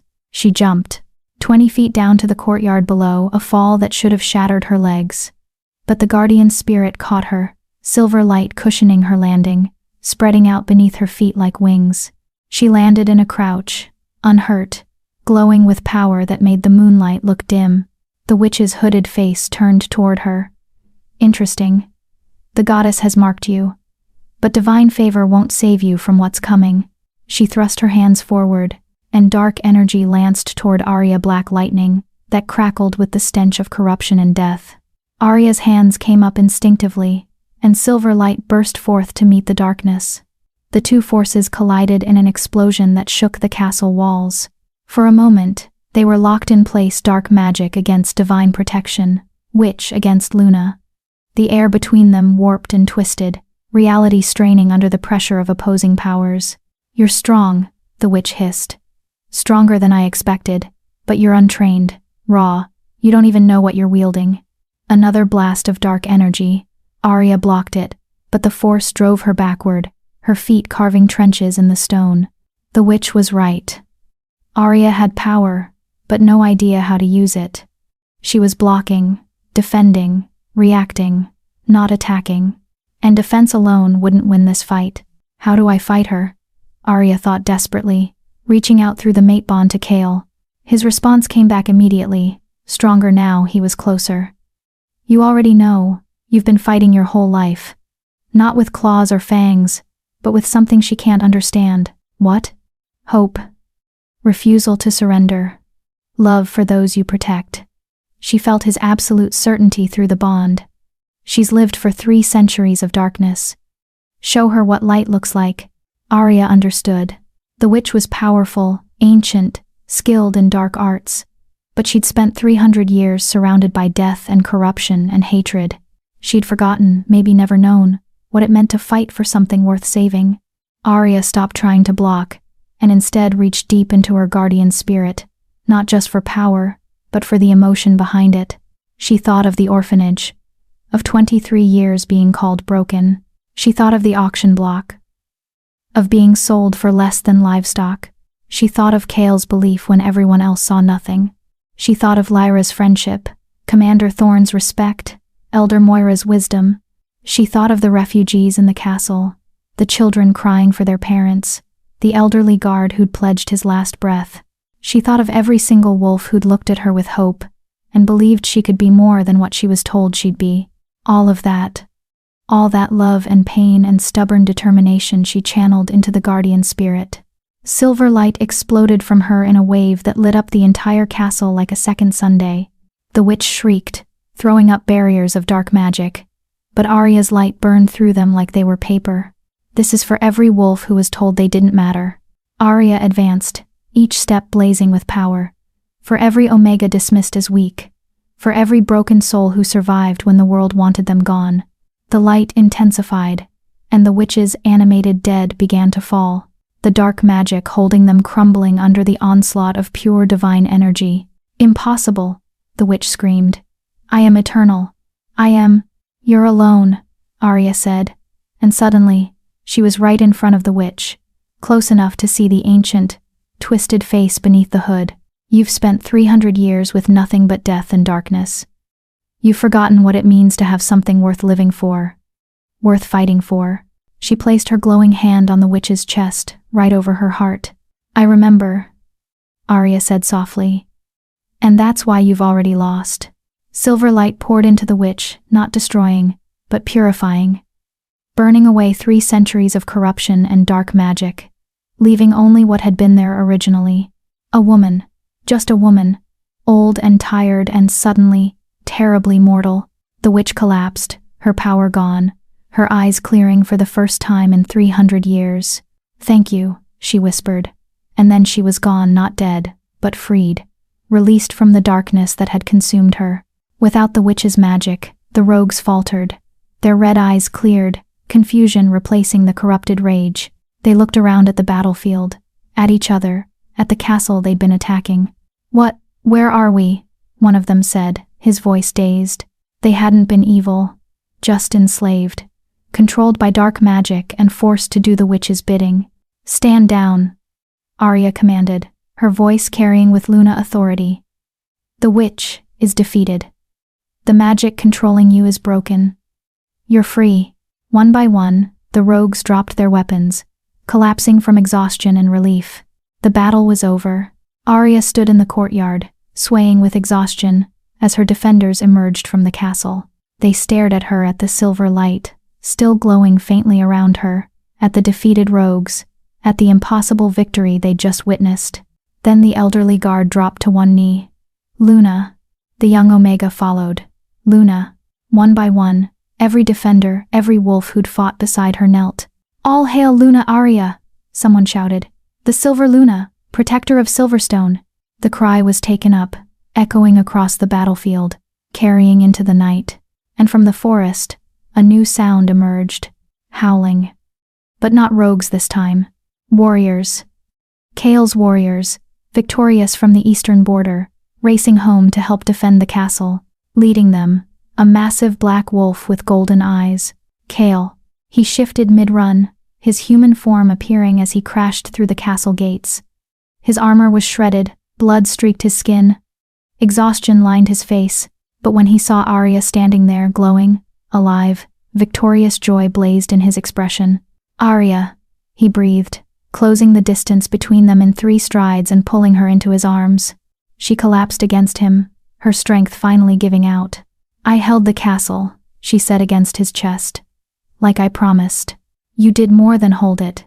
Kael's voice was thick with emotion. "You saved it, saved all of them, you magnificent, impossible woman."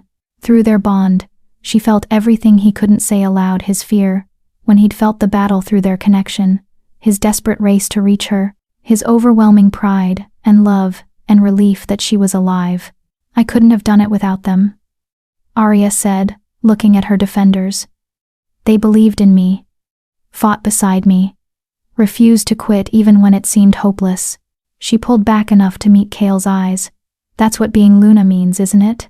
Not being the strongest or the most powerful, but being worth following, worth believing in."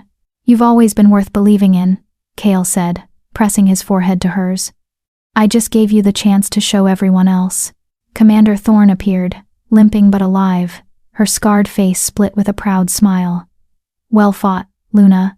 You held the castle with 63 defenders against 200 rogues and a dark witch. That's a feat that will be sung about for generations." "The Silver Luna," Beta Carson added, approaching with his arm in a fresh sling. "Who proved that strength comes in many forms. You've changed what it means to be Luna, Your Majesty. Changed it forever." Arya looked around at the wolves gathering warriors returning from the border, defenders who'd fought beside her, even some of the freed rogues who were being tended by healers. All of them looked at her with respect, not grudging respect, not the forced respect given to someone because of their title. Real respect, earned through action. Lyra pushed through the crowd, and threw her arms around Arya, nearly knocking her over. "You terrifying, brilliant, reckless woman. When you jumped off that wall, I thought my heart would stop." "I had a plan," Arya protested. "Your plan was, don't die. That's not a plan." Despite everything, the exhaustion, the lingering fear, the aches from battle, Arya laughed. Real, genuine laughter that bubbled up from somewhere deep inside. She was alive. Her pack was safe. And for the first time in her life, she felt truly, completely at peace with who she was. Not broken, not cursed, not worthless. Just Arya, the wolfless Omega who'd become a queen. 3 months later, the Grand Hall was filled with wolves from all 5 packs of the Northern Territories. They'd gathered for the first official Luna Court, a tradition where subjects could bring grievances or requests directly to their Luna. Arya sat on a throne beside Chaos, wearing a crown of silver and moonstone that caught the light. She no longer felt like an imposter in the role. She'd earned this seat through blood and determination, and refusing to quit. "Next petition," Beta Carson announced. A young Omega woman stepped forward, barely 18, her eyes downcast. "Luna, I want a challenge for Beta rank in my pack. But the elders say Omegas can't hold positions of authority. They say it's against tradition." Arya leaned forward. "What's your name?" "Mira, Your Majesty." "Mira, look at me." The girl raised her eyes, afraid but hopeful. 3 months ago, I stood on an auction block being sold as less than livestock," Arya said clearly, her voice carrying to every corner of the hall. "Today, I'm Queen of the Northern Territories. Do you know how that happened? Because you refused to accept what they told you that you were?" "Exactly," Arya smiled. "The elders in your pack are wrong. Traditions that hold good wolves down aren't sacred, they're chains. And chains are made to be broken." She looked at the delegation from Mira's pack elders, who looked distinctly uncomfortable. "I'm making a new law, effective immediately across all territories under my rule. Any wolf, regardless of designation as Alpha, Beta, or Omega, may challenge for rank. Ability, not birth, determines worth. Anyone who denies a wolf the right to prove themselves answers to me." The hall erupted in whispers, some shocked, some approving. "But Luna," one of the elders protested, "this will upset centuries of pack structure." "Good," Arya interrupted. "It should be upset. How many talented wolves have we wasted because they were born Omega? How many future leaders have we overlooked because tradition said they couldn't lead?" She stood, her voice ringing with authority. "That ends now. In Silverstone, and in every pack that claims allegiance to this crown, worth is earned through action, not predetermined by birth." She turned back to Mira. "Go back to your pack. Train, prepare, and when you're ready, challenge for that Beta position. And if anyone tries to stop you, send word to your Luna. I'll come personally to ensure you get your fair chance." Tears streamed down Mira's face. "Thank you, Luna. Thank you." As the girl left, Kale reached over and squeezed Arya's hand. Through their bond, she felt his pride and love. "You're changing the world," he sent to her mind. "We're changing it," she corrected. Together, the petitions continued through the afternoon. Disputes over territory, requests for aid for struggling villages, a farmer asking permission to marry a wolf from another pack. Arya heard them all, making decisions with a confidence that had grown from experience. She wasn't perfect, still made mistakes, still second-guessed herself sometimes, but she was learning, growing, becoming the Luna this pack needed. As evening fell and the court adjourned, Arya and Kale walked through the castle gardens. The moonblooms were in full flower, their silver petals glowing in the twilight. "Do you ever regret it?" Kale asked suddenly. "Agreeing to this life? Being Luna means you can never be anonymous again. Never just be Arya." She thought about it, really thought about it. About the girl from the orphanage who'd never imagined she could be anything but broken. "I regret nothing," she said finally. "Because yes, I lost anonymity. Lost the option of being invisible. But I gained something infinitely more valuable." "What's that?" "Purpose." Arya turned to face him, the moonlight painting them both in silver. "For 23 years, I survived, but I wasn't living, wasn't making any impact on the world. Now every decision I make, every law I change, every wolf I help, it matters. I matter. She reached up to cup his face. You gave me that. Not the crown or the title, but the belief that I was worth something. That I could be more than broken. Kale pulled her close, kissing her with the fierce tenderness that never failed to make her heart race. You were always more than broken.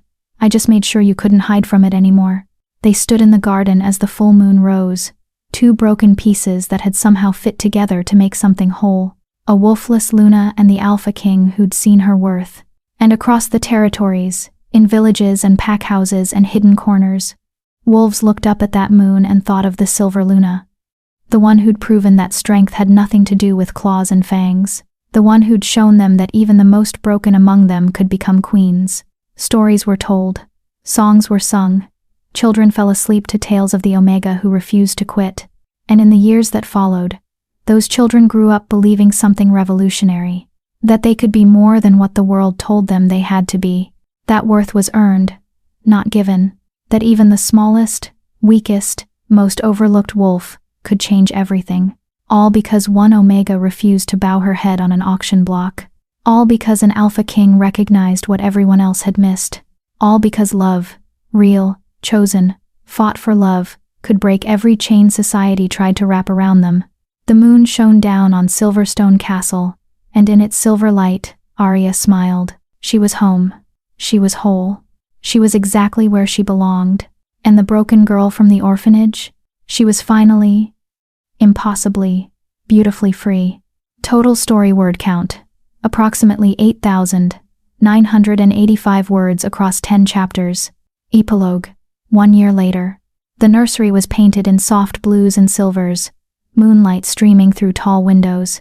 Arya stood over the cradle, watching the baby sleep, a girl with silver hair like her mother's, and golden eyes like her father's. She's perfect, Kale whispered, wrapping his arms around Arya from behind. She's going to change everything, Arya said softly. A child born of a mated pair where one has no wolf. The healers said it was impossible. We've made a habit of doing the impossible. Kale pressed a kiss to her temple. What should we name her? Arya thought of the moon goddess who'd protected her. Of Elder Moira who'd believed in her. Of every wolf who'd looked at her with hope. Hope, she said. We'll name her Hope, because that's what she represents. Proof that love creates its own kind of magic. The baby stirred, opening eyes that already showed intelligence beyond her weeks. And in those eyes, Arya saw the future. A future where being different wasn't a curse. Where worth wasn't determined by wolf or human. Where every child, Omega or Alpha, wolfless or blessed, knew they could be anything they chose to be. The broken Omega had become a queen, and her daughter would grow up in a world where that was possible. Where anything was possible.